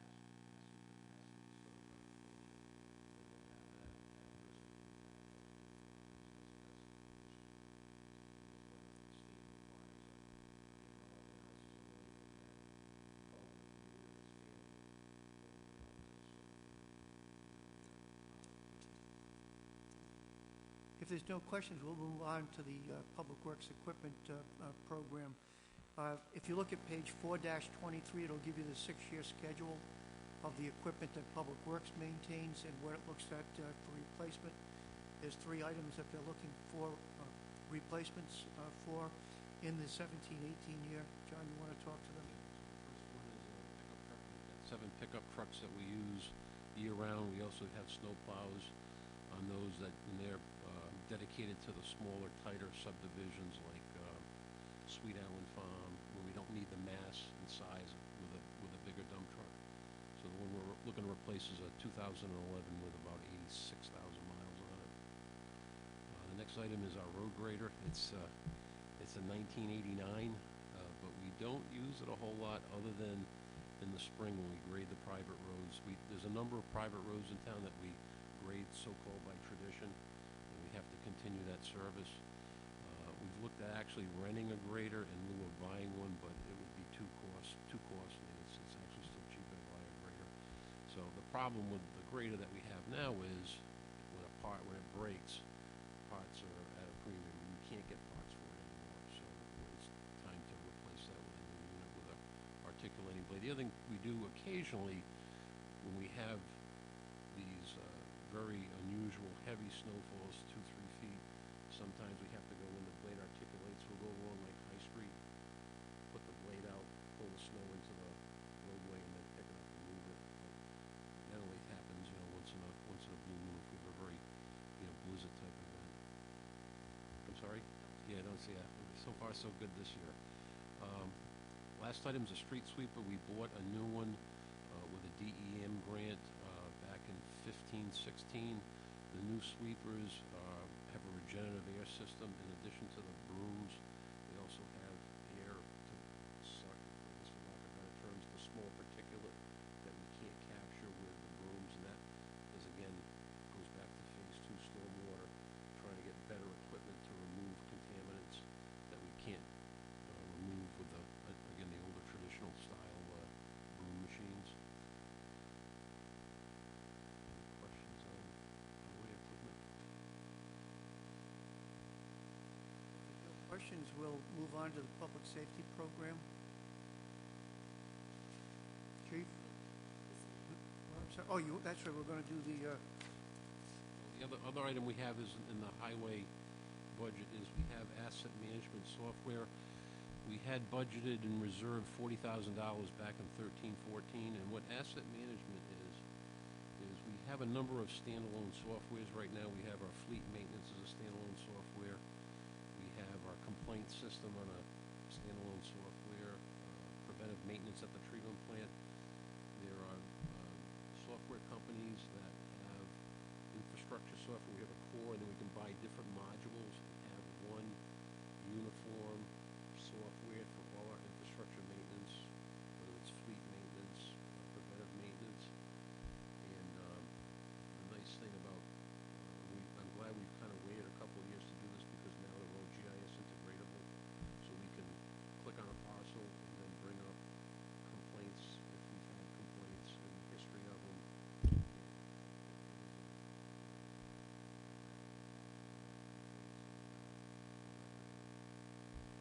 Is that going to be linked into the new update with the website where I remember Steve talking about people would be able to file a complaint through the website with an issue and then, I mean. It does have that capability.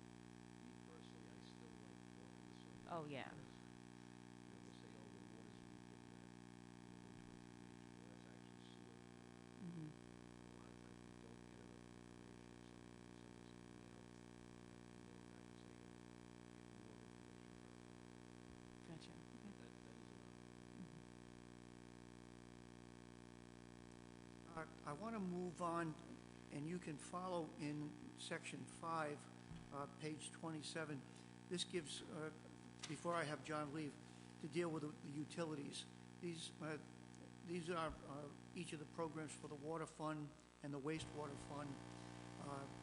There's a full description in section 5 on the pay-as-you-go, and I'm going to have him walk you through that quickly. I don't think we need detail on every single project, but I think the theme as to what we're trying to do as far as equipment replacements, that's on page 527. It starts with water. You want to talk to it, John? Sure.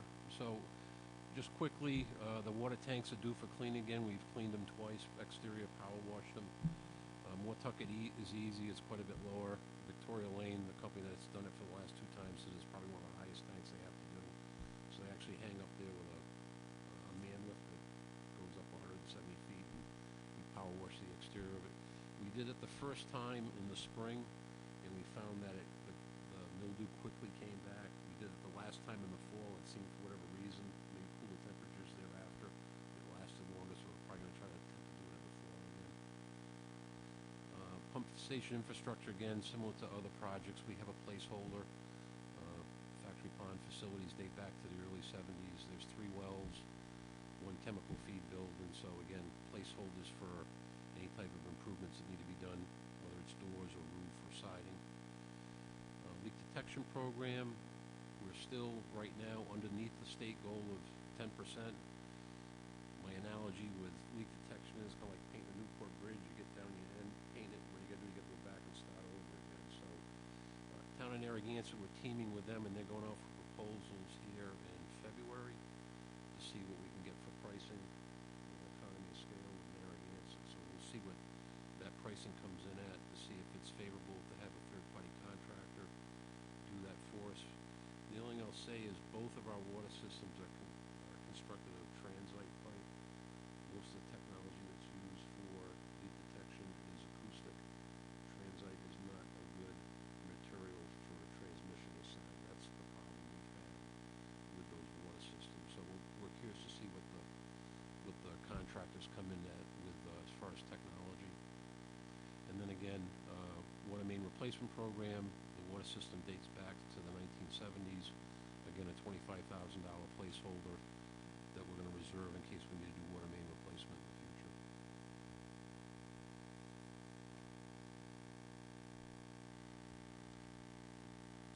And on page 529, unless there's questions on water, we'll go to wastewater. So again, One director for the New England for wastewater.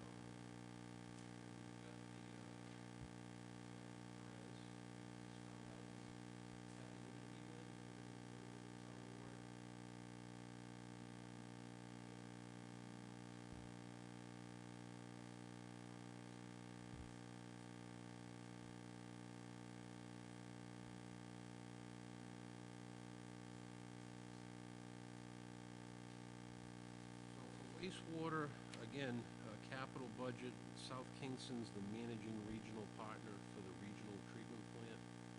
So any improvements to the plant is paid for by South Kingston, Narragansett, URI, based upon their flow contribution. We have flow meters in Narragansett at our Silver Lake pump station, our Kingston pump station, so we can determine how much flow is coming from each regional partner. So if there's improvements to the treatment plant, it's based upon those flow meters. Each pays their proportionate share.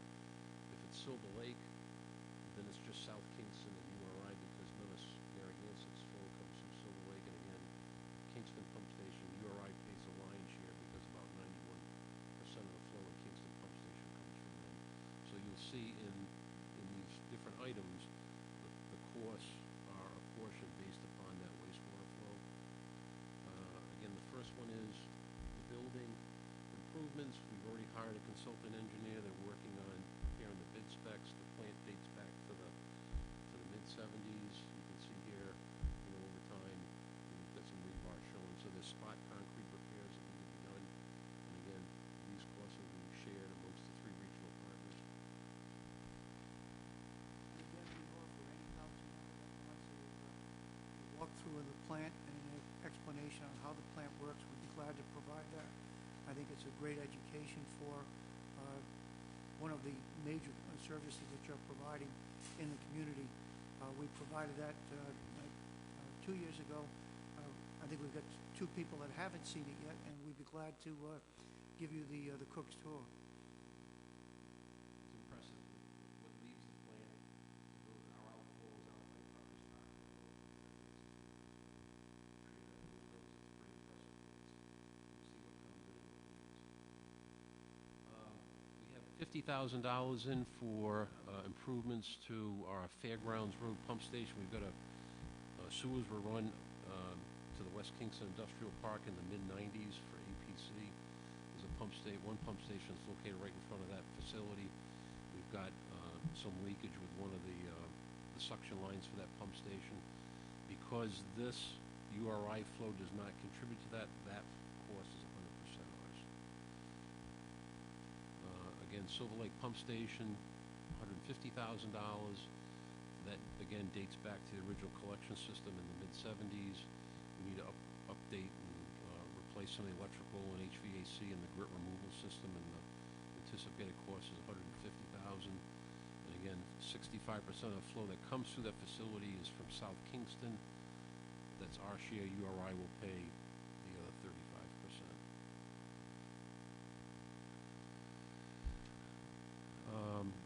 Next item's on page 5-31, solids handling at the treatment plant.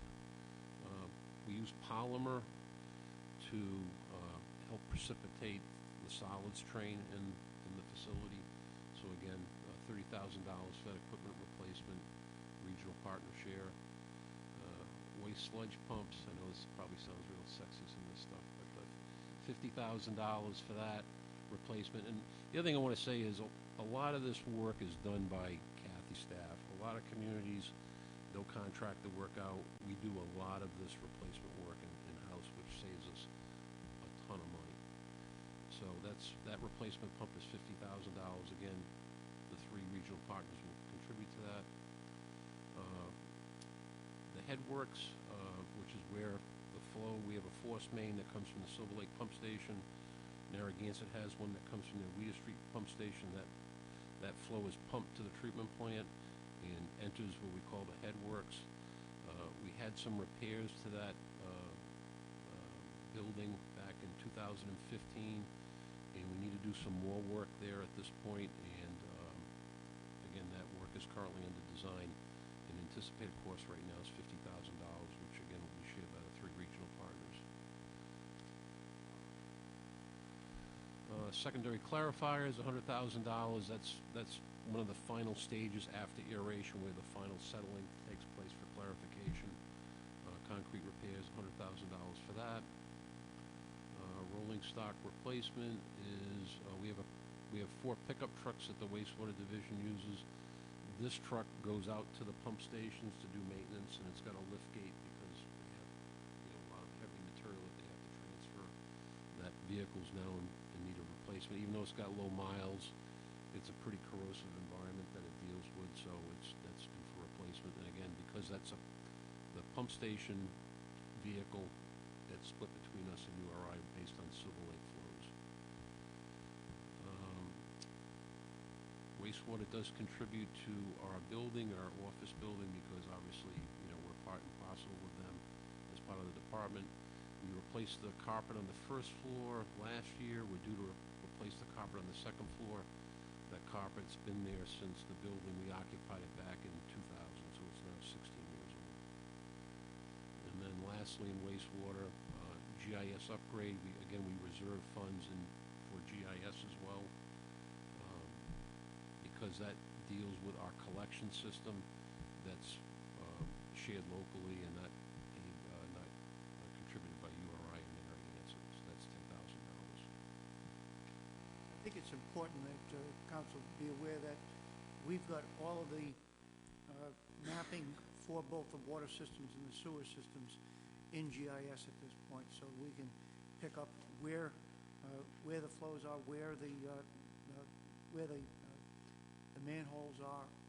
All of that detail is available rather than it being on a card index. So it's an important component. It also allows us to get a lot more desktop work done rather than field work being necessary.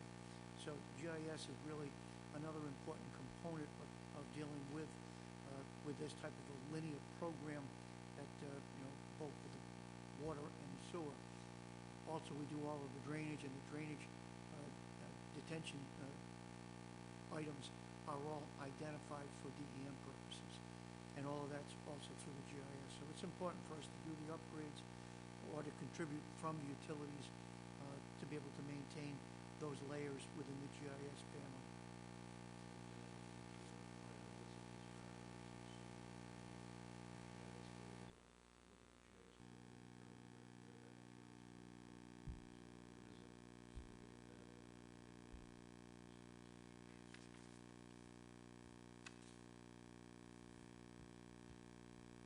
So overall, wastewater program is about a $530,000 capital program for the 17-18 year, of which a portion of it will be paid by the regional partners. Any questions? If not, I had a question going back to the road program, actually. We've had, over the past year, a number of people come in and talk about traffic calming, different measures that we could undertake. Would you suggest that we address that in the operating budget, or is there a place for that in the capital improvement plan?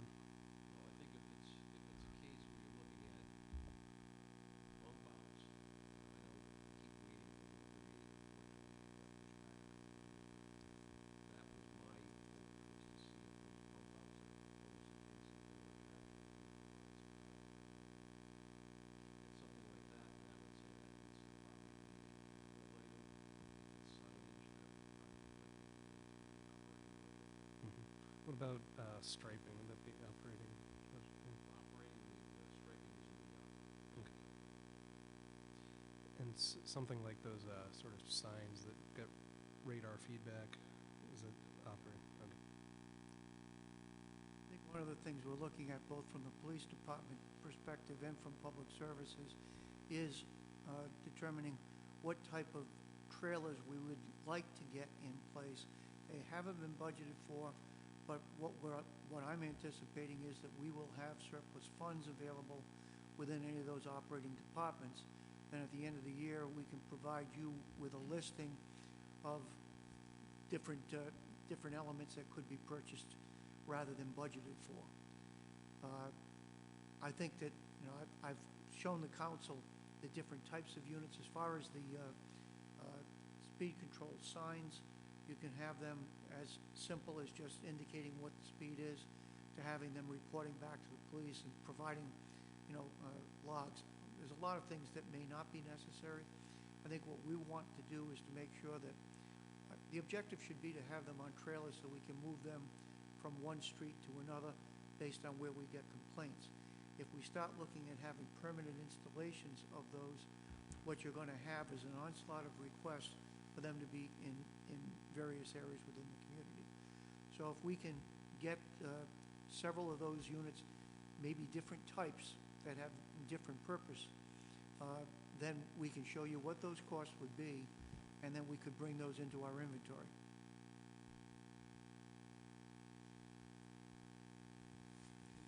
Okay, with that, I think, Chief, you want to come up? Jackie?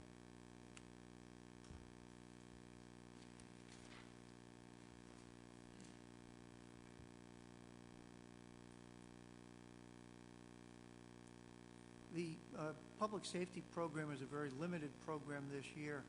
I think what we continue to do with the public safety program from a capital budget perspective is to operate with really three different reserve elements. Those reserve elements are to be able to provide the necessary dollars for major computer system upgrades or equipment replacements, for our communication systems.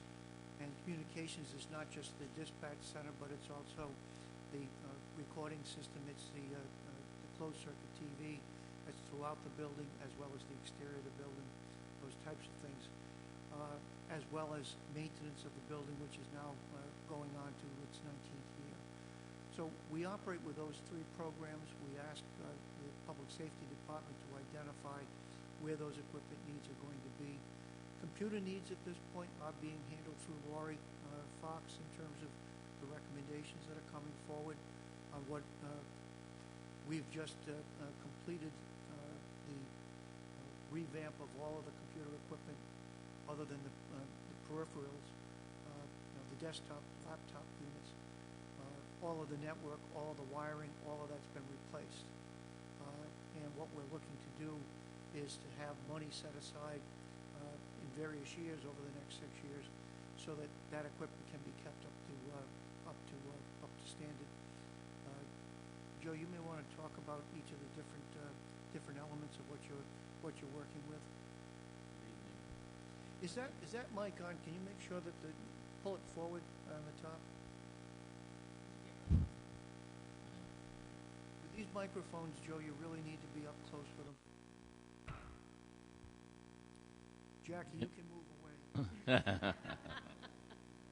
My name's Joe Jaber. For those of you who don't know me, I'm the interim police chief. And this is Jackie Correa with me, who keeps me in line and keeps the figures right. Excuse me. So,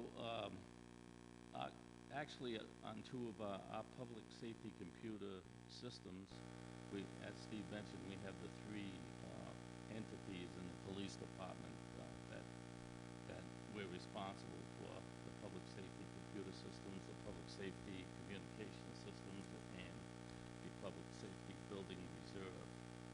This year, although we're not asking for any money having to do with computer systems and the communication systems, mainly because Laurie did such a good job that but we will down the line be looking for $100,000, excuse me, over the subsequent year after this year for the firewall replacement and the server hardware replacement, and that would be at the end of the 6-year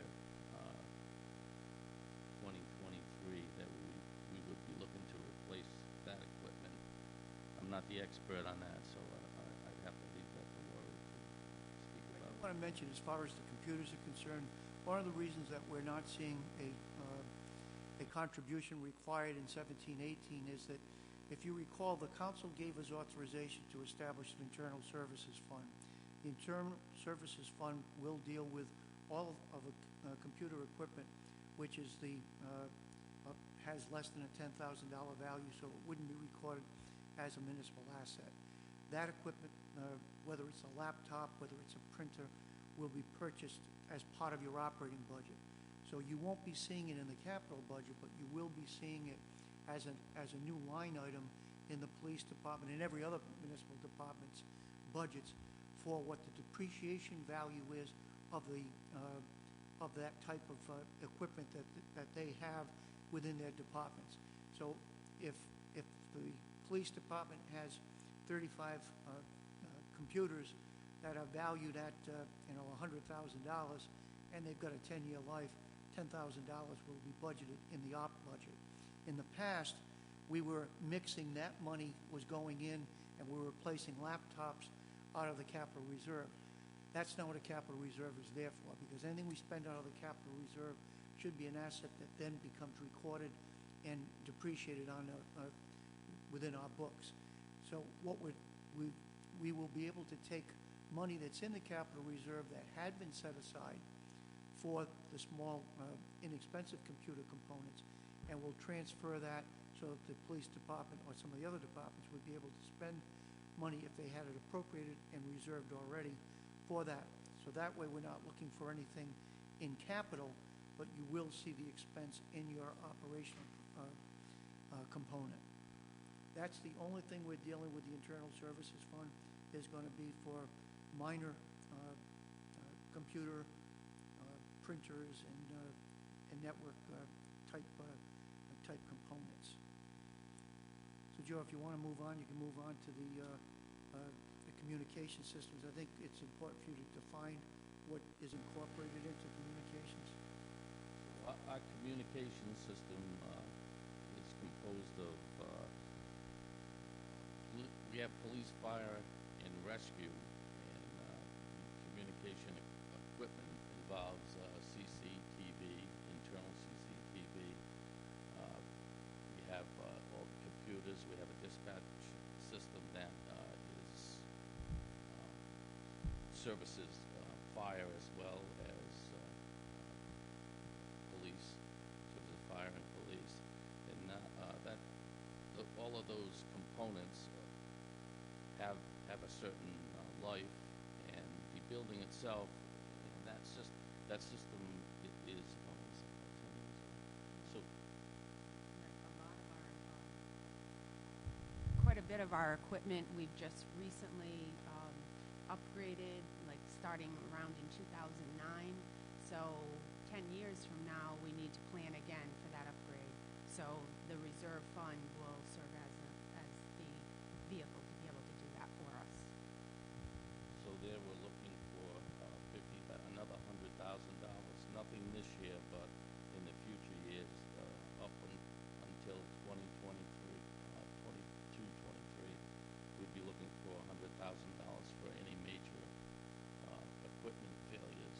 We would have to have that money available because when something there fails, it's very expensive to replace. And I did mention before that we have three separate stations in dispatch, which we need to keep all of that equipment up to date. And if it goes down, we have some serious problems. So it's good to have that reserve in there to have that money available because when we need it, we can't delay because of the service we offer 24/7. Moving on to the public safety building reserve, we're only asking here for $15,000 this year, and 15,000 the following year, and then 20,000 up until the 6-year limit on the capital improvement budget. The reason that we need that is all of the equipment, or a lot of the equipment on the roof, as people spoke about earlier, the HVAC system, the cooling system, heating systems, all are going to need replacement in the next few years. The building itself is 18 years old. A lot of that equipment is almost that old. Some of it's been serviced here and there, but one of the major things that we need to take out of that $15,000 right now is what we call a chilled water loop upgrade, which has to do with the air conditioning in the building. So we would use probably in the vicinity of $11,000 out of that $15,000 for that upgrade alone. So that's what we are requesting this year. I don't know if anyone has any questions on that. About the communications, 50,000 budgeted in the information technology, which I think was also for public safety building. Was that? We're going to be talking about that's a fire communication system. What we're looking at is is fire alarm. These are there's 260 businesses in town that are hardwired into our police station on wire that was put in the 1960s, copper-based wire. What we're looking at is a transition of that. Lance will speak to that issue once we get done with public safety.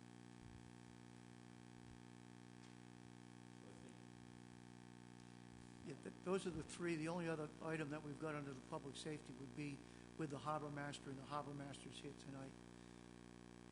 Other items that you need to bring in, Joe? No, I was just going to do the briefing on the harbor master, but he's here. I'll let him speak to that. If you want to bring Mike up.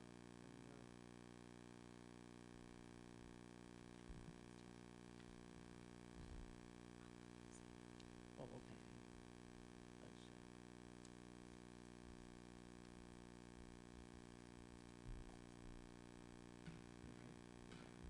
I'd like to give Mike an opportunity to introduce himself to the council because his credentials are sterling, and I'd love you to know what we're putting out on the water. So tell him who you are, Mike. Thank you, Mr. Alfred. Good evening, council. My name is Mike Stack. My day job, other than this, is as a State Marine Patrol officer, and I've been doing that going in my 13th year now. Additionally, I'm one of the state's boat accident reconstruction investigators. Any boat accident throughout the state that we investigate, we do all the reconstruction. Also, currently in a pretty extensive process to become a nationally credentialed instructor. Through that program, we travel throughout the country, training other public safety entities in operating their boats effectively and properly on the water for anything from police operations, fire operations, search and rescue, that type of thing. And enjoy being on the water. And so this is a pretty natural fit to kind of augment into my other job. Now let's talk about what we want to do with the two boats that we currently have. I know you want to sink them, but I think They may do that on their own, surely. but why don't you give an idea as to what we're looking at? We've got a 2-year program that we're looking at. I'm assuming that we're going to spend $50,000 on a boat, and I'll let Mike address the type of boat that we're looking at purchasing. If we had the dollars available at the end of this fiscal year within the police program, we may look at that to expedite the acquisition so that it wouldn't come in 18-19, but rather in the 17-18 year. But obviously, we've got a long 6 months to go before we see what end-line positions are going to look like. I heard Jackie gasp when I said we spent some of her money. So explain what we're looking at with the bike, with the boat, as well as the patrol areas that you're working with, as well as the assistance that you have. Sure. So currently, right now, the Harbor Patrol has 3 boats. We have a... Mike, could you pull that mic to you? So currently, we have 3 boats. We refer PB1, PB2, PB3. It's real original patrol boat. So PB1 is a 19-foot year 2000 Boston Whaler. It has replacement engines throughout its life, generally around 2,000 hours. We look to replace those outboards. We get good return on trade-in, and also keep our maintenance costs down. That boat is kept on Point Jewett Pond, and so it does the South Shore from Charlestown, and then of course the entire Point Jewett Pond area. The other 2 boats we have, PB2 is a 15-foot John boat. It's a flat-bottom boat. It has metal seats. It has some seats that are bolted on those, a tiller outboard, which is 15 horsepower. It doesn't move very quickly. It has no creature comforts, and it has no cover from the sun. You're sitting down lower than most of the boats that you're talking to. It served the department well. It's used predominantly on the other ponds throughout the town, and the Nile River. The Nile River has seen an explosion of boat traffic since this boat was first implemented, and we also use it as the work boat for hauling the no-wake buoys and any other work we have to do on the water, so that we don't bang up the 19-foot boat that we have on the pond. It allows us to get under the bridge at Potter's Pond to patrol that pond as well. Most of the places that it's used, the ramps are not like you see at Marina Park. They're basically some gravel and rocks, and that's it. So that boat actually developed a critical hull failure this year. It's not able to be repaired.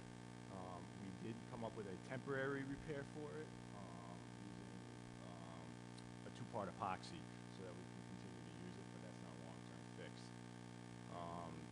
PB3 is a maintenance liability. It's a 1990. We spend more time down than it does up being used. And so what I propose is to go from 2 boats to 1 boat and have that the other boat be able to augment the boat that's kept on the pond as well. Do any of our boats have like an EMS, or are they equipped for EMS response at all? Just basic first aid. Okay. I remember, I think North Kingstown maybe 4 years ago was able to secure a grant for a boat that they use for both fire and EMS services. So I'm a little foggy on the details of where they got their grant from, but I don't know if there's any opportunities for something like that. Yeah, I've explored that. This port security grant, it's a possibility. It's extremely competitive, and there's a lot of stipulations that are put on that that will be difficult for us to fulfill, but it's certainly not a possibility that I'm looking into, as well as any other grant opportunities that are out there. There's not a lot of grant opportunities for boats. That's your main one, but they're mostly tailoring those grants to agencies that have port security responsibilities, and those boats are in the hundreds of thousands of dollars on the awards for those types of boats. But it's certainly an opportunity to attempt to pursue. Do you think that needing EMS care on the boats, has that ever become a problem for us at all, or is it not something that you think? We work well with the fire department and the EMS department. This year, there was actually a medical emergency on the pond. Myself and the assistants are all trained in CPR first aid. So basically, it's quick patient care and transfer or transport, depending on the situation, your EMS or your fire to handle that aspect of it. So we do have some basic first aid care, C-collars, that type of thing. But beyond that, we don't have anything. Sure. Yes. I'm on the pond. My family's a lot in the summer, and there's a lot of traffic. It really has increased a lot out there in Salt Pond and Potter's Pond and those areas. Aside from yourself, how many other people? My first question is, how many other people are out patrolling or out on the pond? And then my second question would be, in terms of replacing some of your existing structures that are somewhat obsolete, according to what you're saying, what would you be looking to acquire or to purchase? Sure. So currently, there's myself as well as 2 assistants. In previous years, prior to my arrival, I believe there was 3 assistants, as well as the harbor master. So currently, we're doing the assistants work 40 hours a week. They do 5 days. We're doing Wednesday through Sunday. Those are the peak hours. Monday and Tuesday, as you probably well know, is not as busy. And then I augment their hours when they're not on the water, and then as well as obviously the administrative side of things. I don't know if that answers your question as far as that. In looking towards the new boat, what I'm proposing is something that can act as a backup boat to the boat that's kept on Point Judith Pond. The 15-foot flat bottom boat is, anything more than a whisper of wind, and you're not going to take that anywhere because it's like riding on a piece of plywood, and it actually can swamp. So it's not any type of weather. It's not conducive to being used for that. So what we've relied on is the 1990 21-foot HBI, which is well beyond its service life, and we're just kind of limping it along every year. And so what I propose is kind of finding that sweet spot in the middle of those 2 boats. That 21-foot PB3 can't be used in some of the shallower waters that we have, like Narrow River, Green Hill Pond, and likewise the PB2, the small 15-foot flat bottom, can't be used in some of the larger water bodies like Point Judith Pond going on in front. So what I'm proposing is to replace PB2 and PB3 with a boat that is capable of working as a backup to PB1 on Point Judith Pond, because that boat's now 16 years old. So if that boat were to go down for any reason for maintenance, if anybody owns a boat, that happens unexpectedly many times, and that boat can act as a backup. So we'll also have a newer boat as PB1 begins to age, that can be used throughout the town. So it will have shallow draft, meaning it can go in some of our shallower ponds, but also have the capability to operate in some small sea states and windy conditions and things like that, and provide some type of like a bimini top or a retractable or a folding T-top, to keep the guys out of the sun and out of the rain, because we're out there in the rain sometimes too. Mike, would you address for the council the shared responsibilities that you have with Narragansett in dealing with both of the ponds? Yes, absolutely. So, as you well know, Narrow River and Point Judith Pond, which are probably our 2 largest boat traffic areas, we share them with Narragansett. In coordinating with the Narragansett Harbor Master, we can additionally cover any hours that we're not able to cover currently with the scheduling that we have. And also, we kind of work in conjunction. For instance, this year, we needed to replace some of the no-wake buoys through some of the areas in our towns. And I was able to work with Narragansett to get actually the state to replace those for us at no charge to either town. So we were able to get those, and those were in the water this year.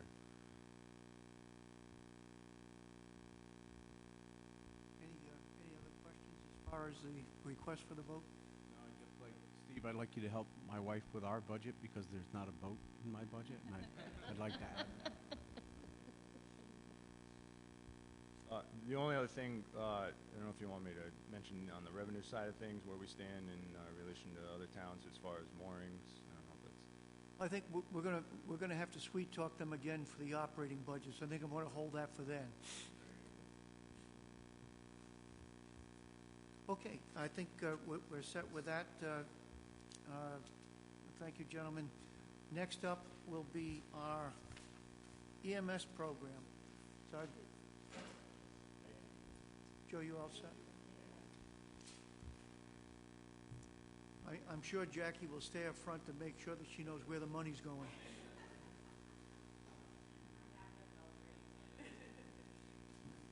I think everybody was introduced to Craig Stanley, our new director for EMS services.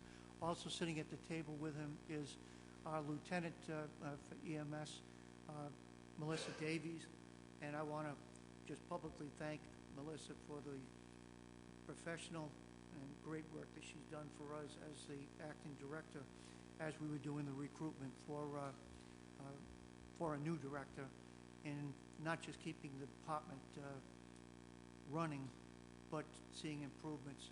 She also put together really a to-do list for Craig coming in and provided a great deal of status as to the things that we need to embark on. So I think as a community we really owe Melissa a debt of gratitude, and I really thank you for what you've done for us.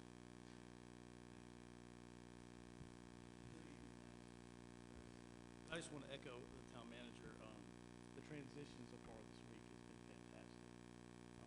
Craig, I got to have you use the microphone because it won't broadcast properly.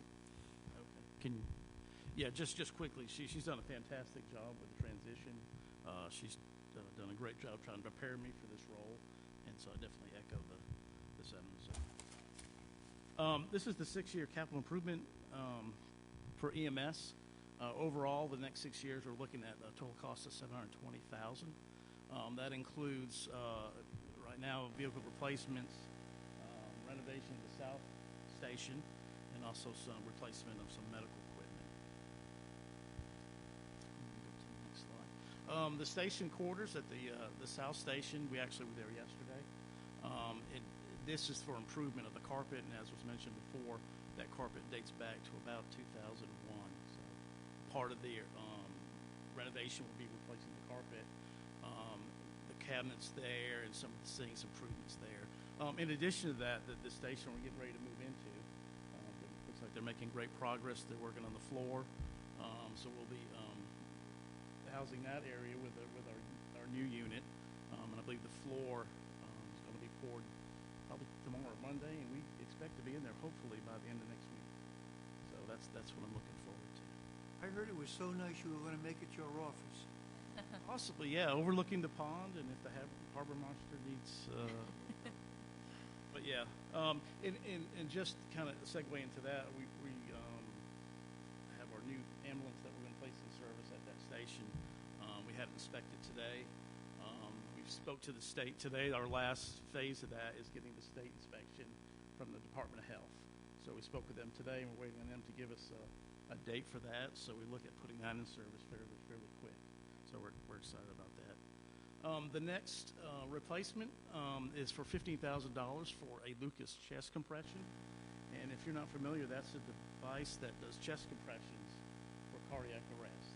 We typically do the CPR with our arms. This is a device that does a great job, has an excellent save rate nationally within the industry. Departments that use this have a very high success rate for cardiac arrest, and that's what we want. We want to save lives. This is a device that's well very good. But we have one that needs to be replaced. So that's what the $15,000 is for that. And the last section we have is for replacement vehicles for $105,000. And one is the paramedic unit there, the SUV and the ambulance. Now the SUV has 42,000 miles on it, and the other ambulance is 97,000, which that ambulance will become our reserve unit. And it's still in fairly good shape. It's very well taken care of, and that's probably one of the things I've noticed in my week is the equipment, very good equipment. It's obviously that public safety is a priority. You can see that a lot of, councils and commissioners will say public safety is a priority, but you go inside and you look and you see the equipment and you see what people have, and I can see that already, that's a priority. That's really helpful. And that's all I have. Any questions? Craig, can you tell me a little bit about your background? Yes. I was originally from Narragansett. I know I don't sound like that, but I was born and raised here. I moved to Atlanta in 1988. Was trained as a paramedic in Atlanta.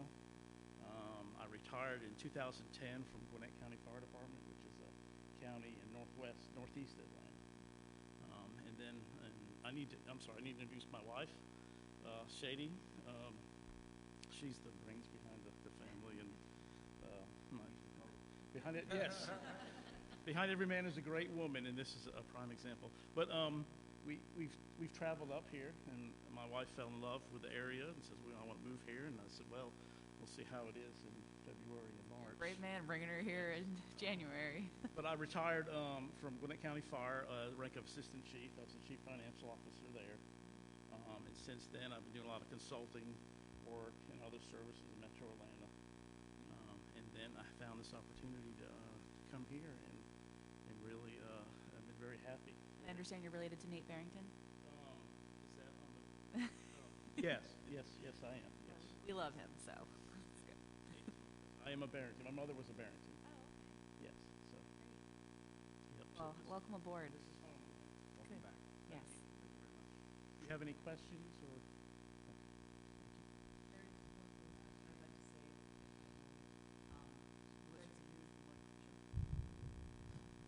Craig's been introduced to our service over the last week, and what he has brought with him is a breath of fresh air to our department. There's a palpable excitement amongst our staff and where our department is going in the future.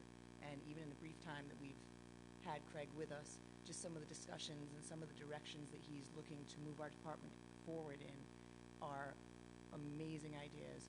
Everyone is truly excited, and I think you're going to see a lot of great things come out of the South Kingstown EMS department under Craig's leadership.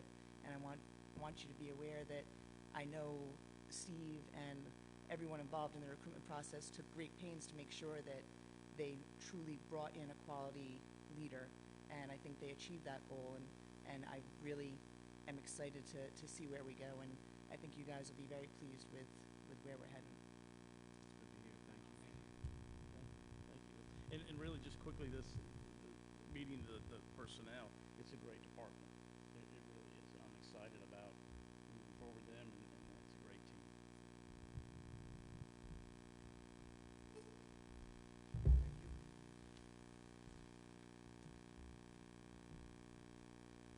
Somebody who's a little bit less exciting we'll bring up next.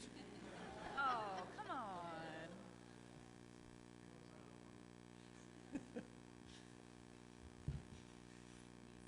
Abel, this goes to your question as far as the fire alarm division and what the principal responsibilities are. And I'll let Lance speak to what it is, the system that he's managing, because it's really twofold. So, and then where we want to take that department from here. And please use the mic. Good evening. We have currently about 100 miles of cable in the air, and it's been there forever. We spend a great deal of time repairing it. Anytime a storm comes in, trees take it down, we have to repair it. It's trouble spots such as Matunic. It's permeated with salt water. Trouble spots, high resistance, this has to be up 100% of the time, 24/7. It's life safety for box alarms. that come into the dispatch center. So what we're proposing to do, the fire alarm division and the IT department have been putting a lot of time into a transition to a radio box. We have a lot of time spent on this because we want to make sure we get it right the first time. We brought a consultant on board. He's been helping us out with an RFP and working with some of the radio box vendors that came in and did a dog and pony show for us. And as far as that goes, we're waiting until the spring for a propagation test, so each vendor can come in and test their product. And then hopefully by June or July, we'll be going out to bid for a new system.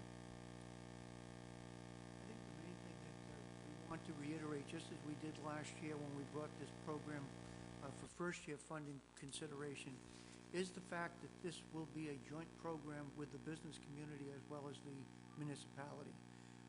What we're looking at is that the equipment that's going to be necessary at each of the commercial buildings that currently are tied into our fire alarm suppression system are going to need to purchase new equipment.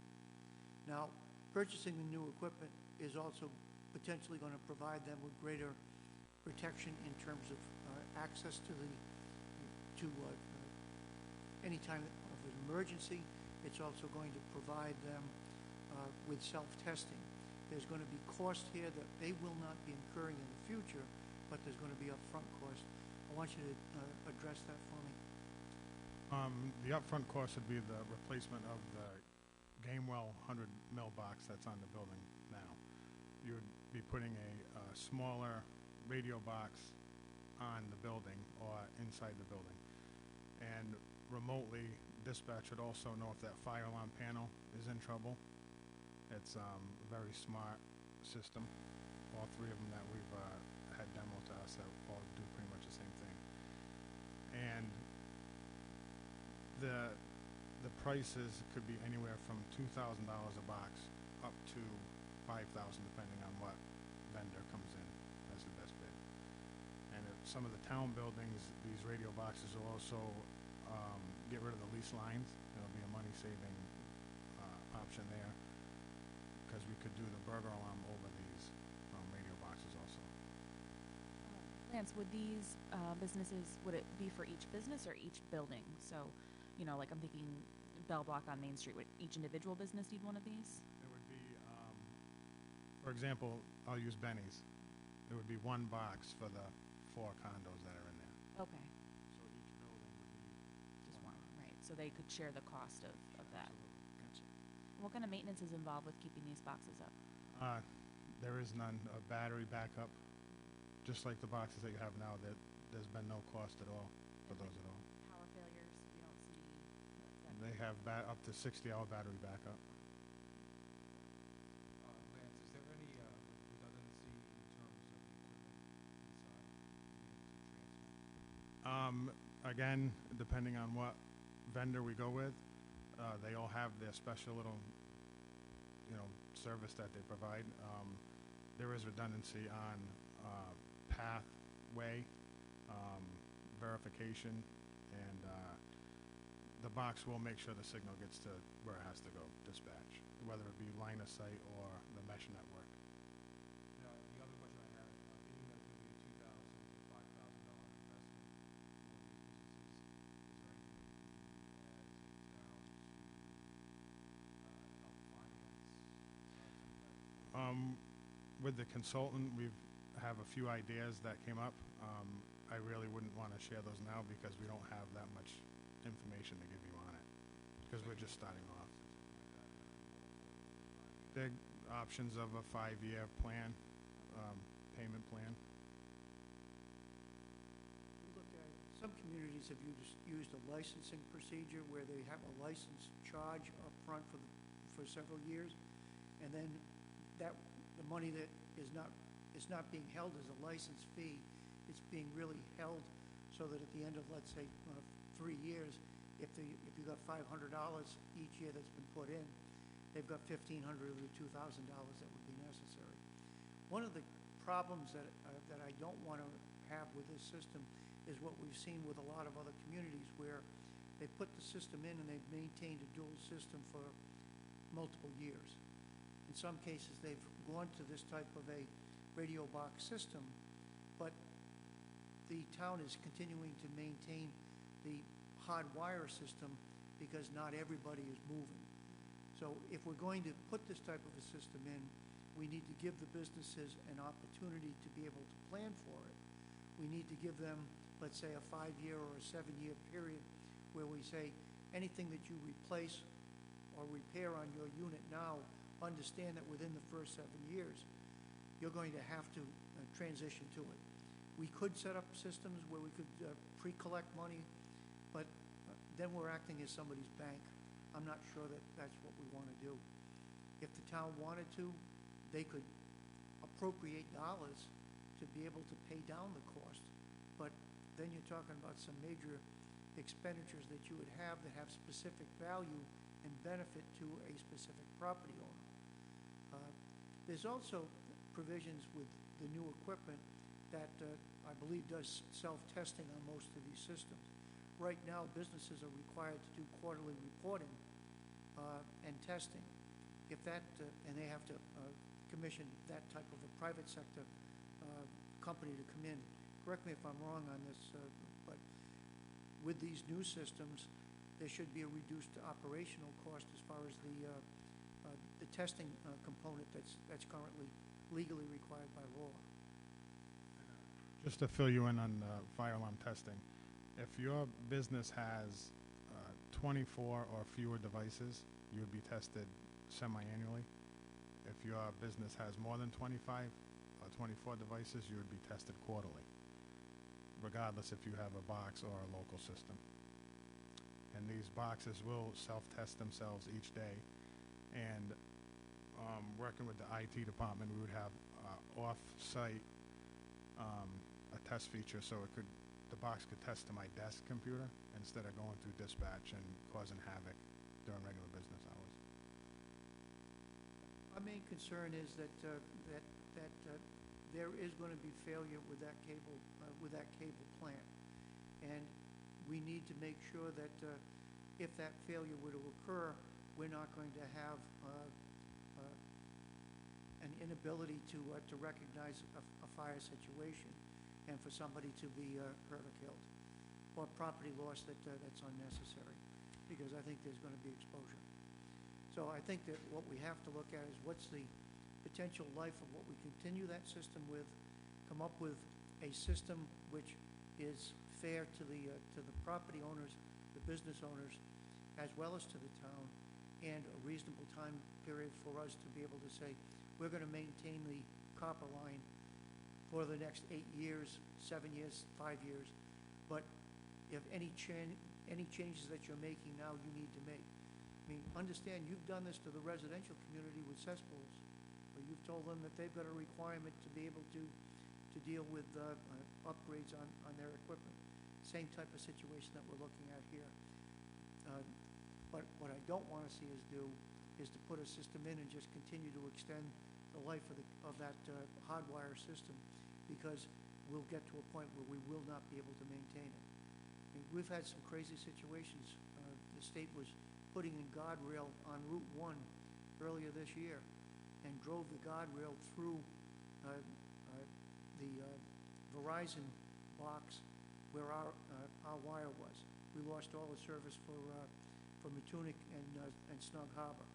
In fact, we had to send out notices to those areas. That system's vulnerable. There's no reason for us not to have it as a wireless system and still be able to not worry about when we have hurricanes or major snow events for us to be able to lose service because the wire's down.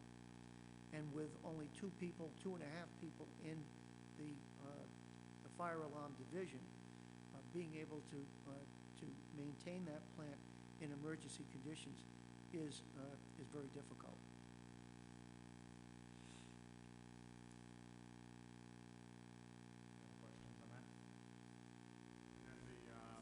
Second part, we have a 08 Ford F-150. It just turned over 100,000 miles yesterday. That was the on-call vehicle, and it needs to be replaced. There's absolutely nothing left of it.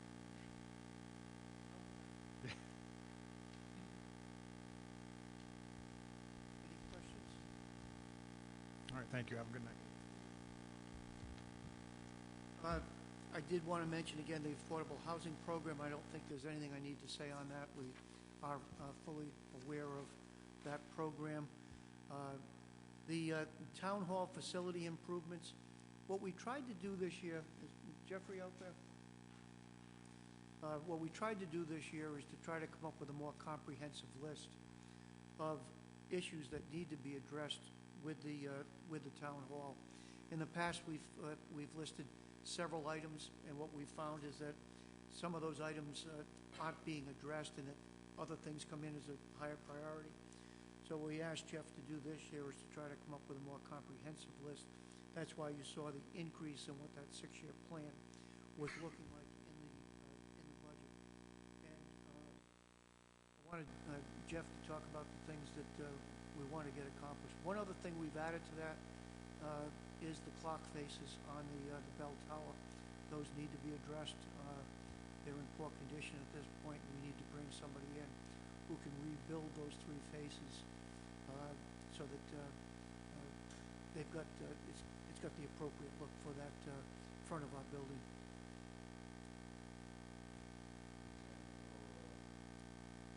As far as the list goes, carpeting throughout the facility, you should be receiving sometime in mid-February, I believe.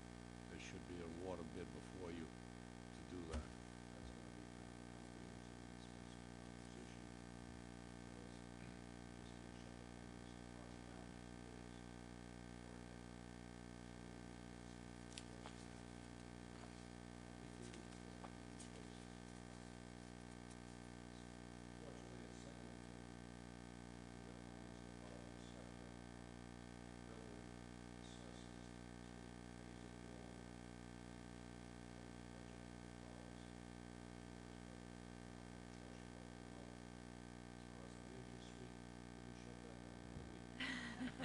wouldn't hurt anyone's feelings. I have been in contact with Peter News today. He's going to be working up some numbers on the clock mechanism in the facing. He was instrumental in doing Peaksdale Congregation's Church's clocks. They look great. And this is a little bit different, a little bit more complicated. So he's going to work on that and give me some input on that. I think the next priority is going to be the roof. We managed, I think, hopefully we managed to plug the hole that we've been chasing for about 2 years. But that roof is going to have to be really redone. And the windows, as far as the storm windows go, and the clock tower and the whole stair tower, they have no protection whatsoever. They're historic. We've got a 140-year-old building, and as you go this way, it gets younger, but it doesn't necessarily get any better. So, we're going to have to work on that to preserve the original sash and moldings and try to figure out how we can get some storm panels over there and maintain the historic look and give the actual woodwork some protection. HVAC system, we're doing pretty well with that so far. I mean, we've had a couple of blips. The town clerk's is the next office as far as the older systems go. A couple of years ago, the 2 offices in finance that were part of the addition in 88 it was a used unit that got transported over there. We went to replace that, looked above the ceiling, and what had happened is they'd hung the A-handle up and built a wall up against it. So we opted for a mini-split system there rather than rip all the ceilings out and do all the ductwork. Mini-split system is the best thing to do. And we also installed one of those last year in the finance department at Trish's office and in the office and the desk outside of hers, where she was so far away from the main unit. In the summertime, all she was getting was hot air, and in wintertime, all she was getting was cold air. So, rather than try to rework that whole system, for about $4 or $5 grand, we installed a mini split with 2 heads, and they control their own heat that in the building. So, this building's a challenge. It's kind of, well, you have 26 Ys in one building, it's kind of difficult. And, you know, I like to be able to do this all in one contract and get it all done, but it doesn't work that way. So, yeah, we are picking away at it. Jeff, I just wanted to say, like, watching what North Kingstown's gone through with their town hall and, you know, some of the issues that they had having to vacate it, it's nice to hear about preserving the historical nature of this building and putting the work into the clock tower and all taking that into consideration. And I think that's a testament to what a great capital improvement program we've had over the years, where, you know, we budget for these things as they come up instead of letting them be surprise and we don't have the money for it. So I just really like the proactive approach, and I think that we have such a beautiful town hall, and it's nice that it's this nicely maintained, and I really appreciate it. It doesn't go unnoticed. It's the essence of the community, we have to preserve it. And we, you know, we've been very fortunate to have the support and have the funds available. Even with, a few years ago, we redid the heating plant, made that much more efficient with tremendous savings. So we've been very fortunate. Anything else?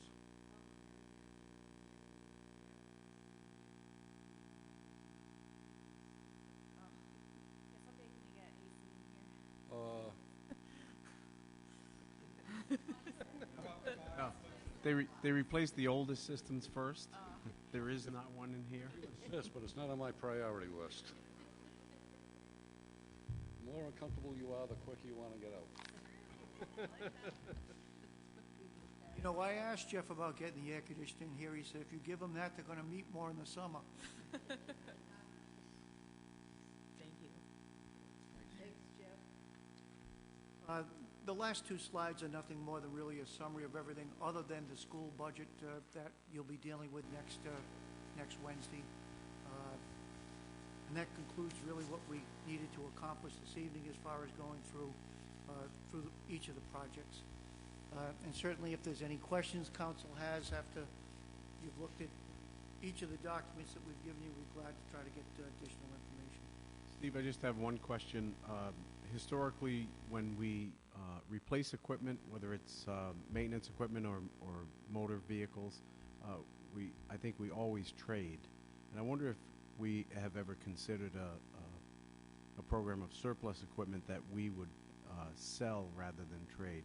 I know some of our trade values are very low, and it may just be because of the condition of the vehicle being traded in. But we've got a good deal of equipment that's at the highway garage right now. Some vehicles that we did not trade in because we thought the trade values were too low, and we are going to have a surplus sale. Trish, Mark Russo's been putting together an inventory. What we did first was to put an inventory together of everything that we declared surplus, so that all of the departments would know what was available that we were going to get have out, so they'd have first dibs on it. Now what we're ready to do is to be able to publish a list of those items and provide people with access to them. I don't think there's a lot of value with what we've got down there. There's a couple of cars, pool cars that we weren't traded in, coupled with transmission issues. But yeah, we're looking at doing that. What we've also done is to hold equipment over. It's like EMS. EMS, with wanting to have two vehicles 24/7 available, we end up having to have 4 vehicles that are in place. So we're not trading those in, but by the time we're ready to trade them in, they're completely expended. But no, I think that that's something we do need to look at and to see whether we can stretch our purchasing dollar a little bit more. You know, we've been seeing a lot more use on master price agreements with the state. But one of the things we also do is we're testing the master price agreements often to see whether or not they are the best deal possible. But there's been some good savings. In fact, some of the vehicle acquisitions, especially with some of the GMC products, have been real good prices. In fact, I think we've got 2 coming up on the next agenda for Monday night for John's department. One that was a vehicle that was totaled in an accident, and a second one that's just a replacement item. But I think we've got to look at that. The person that we put in place for purchasing purposes is doing an excellent job, and we're looking at a number of those types of things. So we're putting more emphasis on the purchasing components. One of the things we looked at today, and Trish booked today, is an energy contract, where we had an energy contract in place through the end of next year, I think November of 2017, and we're going to keep that contract in place, but we've entered into a second 2-year contract at a discounted rate that we're concerned if we don't do it now that those prices are going to go up. And this was based on the research that purchasing person has done for us. So we're seeing value in those types of things, but it's a never-ending battle.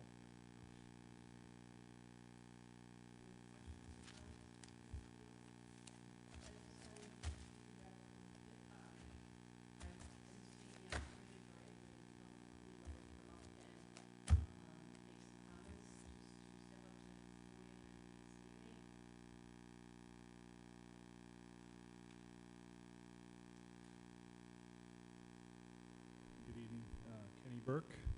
I had a few observations from the presentation. Start off firstly with Marina Park. Really thrilled to see that there's a proposal to install the new ramps.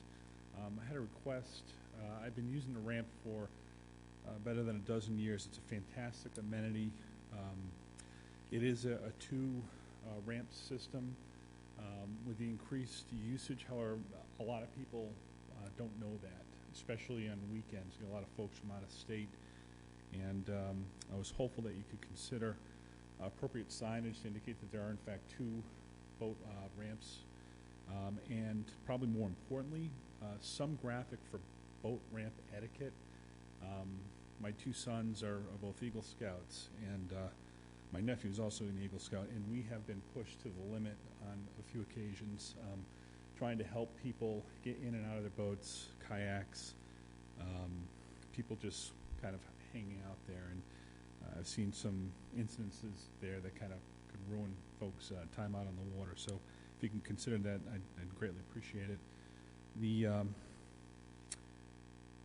another item regarding the boat launch area is the parking lot. Again, as I think we've seen great success with 210 Oyster Bar, we've also seen tremendous use of the grassed parking area behind the paved parking lot across from 210.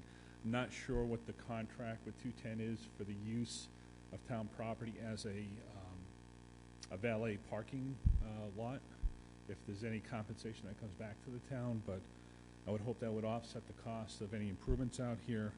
But more importantly, if there's just consideration as the engineers lay out how the parking lot is reconfigured, I've seen on multiple occasions luxury cars valet parked in the handicap parking spaces right across from the boat launch. And as folks are pulling out their trailers off the boat launch, trying to hunt to find a parking spot for their trailers amidst several nice vehicles in an area that used to be, I think, set aside explicitly for the trailers. The sidewalk program, I noted that in the DPW budget, there's an item for sidewalk program, but there's no funding. This is a similar request that I had last year. I know that the town has acknowledged the obligation to maintain sidewalks both from town roads and state roads. I know that there are sidewalks that are in need of repair. There are sidewalks that don't meet federal guidelines for ADA accessibility. My hope is that you would consider maybe some seed money to actually start a sidewalk program from an assessment phase, similar to how you're putting money into the recent acquisitions for some open space. You know that you need to do some studies, some groundwork to have some investment followed up on and maintained appropriately. Regarding the paving program, as was the same issue with last year, I had been advocating for consideration of pedestrians and bicyclists, and without getting into specifics, it's really speaking to the complete streets resolution that was passed. It's not an ordinance. It's not something the town has to follow, but I think prior town councils have acknowledged that they would like to, in fact, take a look at the walkability and bikeability of all of our local roads. I'm not sure how the town actually formally addresses and assesses complete streets philosophy before they start estimating and then bidding and then actually constructing these improvements. Several roads have recently been repaved, resurfaced, without proper consideration for signage or striping, very low cost changes to some of the local roads that could be a benefit to pedestrians and bicyclists. So it's kind of an open question, not to be answered tonight. I just hope that as you go forward, perhaps the town manager and staff can figure out a way to allow for public comment, maybe through the TTRC offline committee, through the police chief and DPW and planning, whatever the mechanism is. I'm sure there's plenty of folks who would like to participate. Regarding all of these costs, and again, thank you, Councilman Collins. I know you did bring up the interaction between some of these enhancements to paving projects and whether or not they would be an operating or capital expense, and John had answered that question. Similarly, I know that you were able to purchase some snowplow equipment for sidewalks. Last year there was a surplus, or this current fiscal year, and you're able to acquire that piece of equipment, but you may not have funding program to operate it. You have priorities for streets, clear passage to the hospital, things of that nature. We would just ask that you would also maybe get a report from staff in terms of appropriate programming for the operating side of the equation, so that if we or somebody from the community asks for capital money for something, you actually have the funds available to put things in play. Lastly, and I know that Vin Murray had mentioned this, several village studies have been taken, or had taken place over the years, and there was a series of capital improvements that were identified. In many instances, the town has already funded some of those improvements, like the town parking lot behind the comfort station. But I don't see any continuous investment in some of the villages, specifically the villages. I mean, it happens through your paving program and other normal capital projects. I'd like to suggest that we could present a proposal for investment in villages that is consistent with the town's previously contracted and approved village studies. And I just wanted to let you know that I'd be working with some local groups to put something together that should be familiar for town staff, that is really centered around, as Vin had said, the unique nature of the individual villages throughout the town. That is capital in nature, infrastructure in nature. There is no funding set aside for it, so we understand it, but I think just putting it in front of you is a first step. So thank you. Anybody else like to come up to the podium?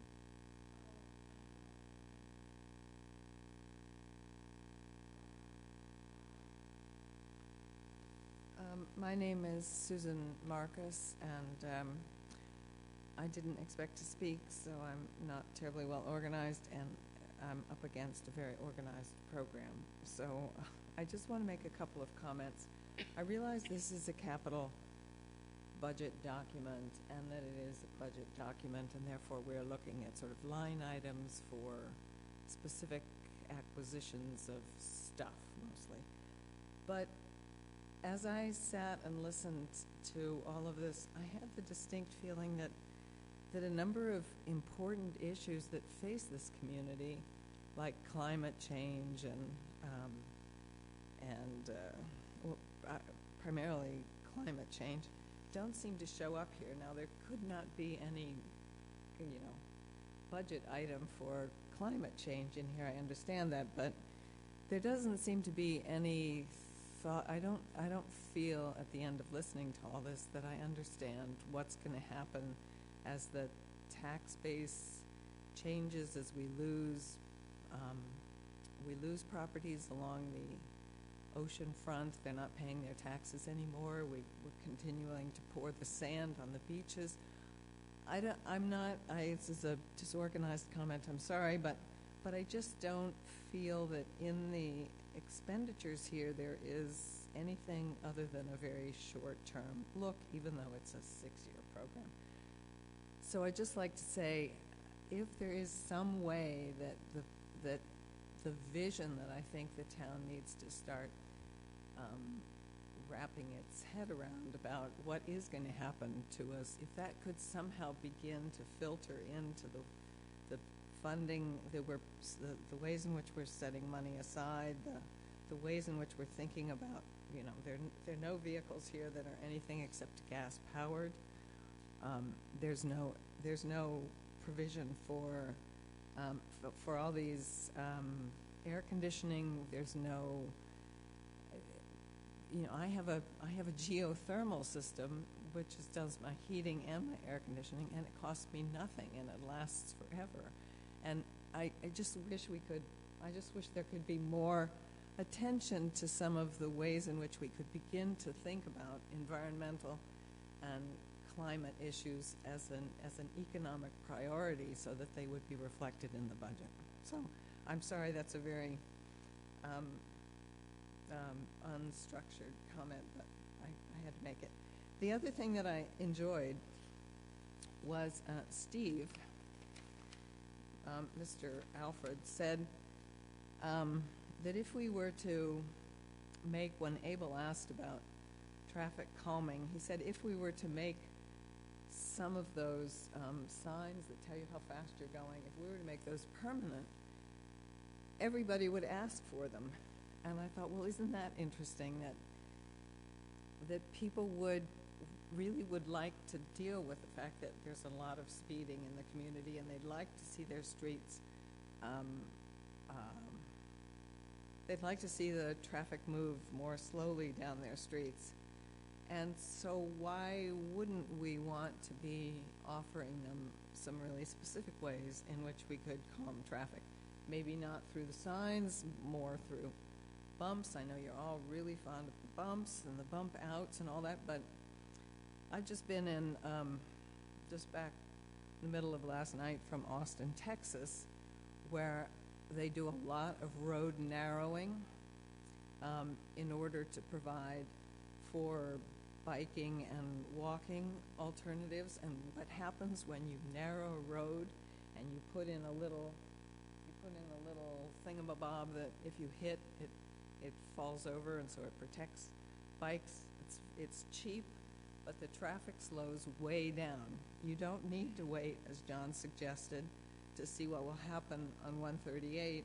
There is plenty of evidence to know that if you narrow roads, and if you make the edge uneven, or if you allow parking down the middle, or you do any of a number of things that are really cheap to do, cars slow down. So I think it's interesting that there's an appreciation of the fact that people would want traffic to be slower, and yet there's nothing that reflects that in here. And the last thing I'd like to say is I really enjoy the comments about preserving the historic value in this building. I think the town, we lost the Larchwood Inn this year. There has not been, to my way of thinking, enough appreciation of what the historic resources are here. All of our comp plans and our websites and everything talk about our rural and village nature, the importance of our history, and yet we don't do anything about, we don't do, not anything, but we don't do very much to preserve the building, the heritage that we have. And it could be reflected in things, as Jeff mentioned, in the special storm windows we need on buildings, and there's not a lot in this that reflects attention to historic documents. So thank you very much for listening to me.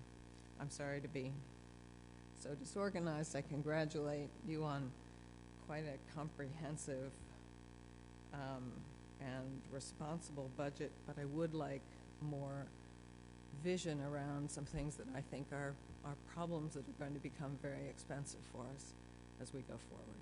Thank you. Thank you very much. I just want to make one comment.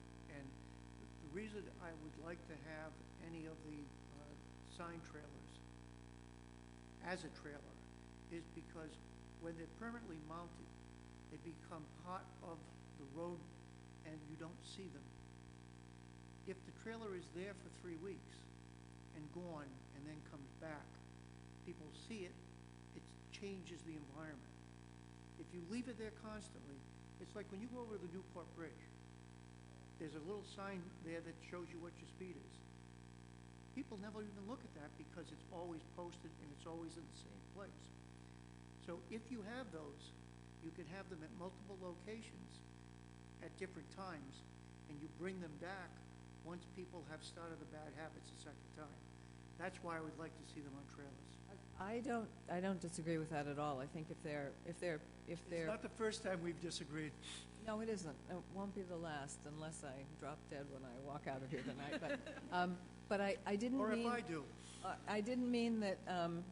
I didn't mean the question of the permanence. What I thought was interesting was that you thought people would want to have some way of documenting how fast cars are going down their streets because they feel cars are going too fast. That was what I meant. I wasn't commenting on the permanence versus. My point is that it is a global issue as far as speed is concerned, and we have many streets in the town that have similar problems that the police department has to address. And we address them in a number of different ways, whether it's having a police vehicle there that stops a few people so that there's recognition, and then we go on to the next area. Right now, I've got probably 10 locations that the police department use during the course of the year that they have to continue to visit. So, yes, speeding is a problem, not just in South Kingstown, but to address it, you need a number of tools. One of those tools would be traffic recognition signs, speed recognition signs, but there's a lot of other things. My concern is I don't want to have something become part of the normal environment that people don't see that costs money. I agree. We agree.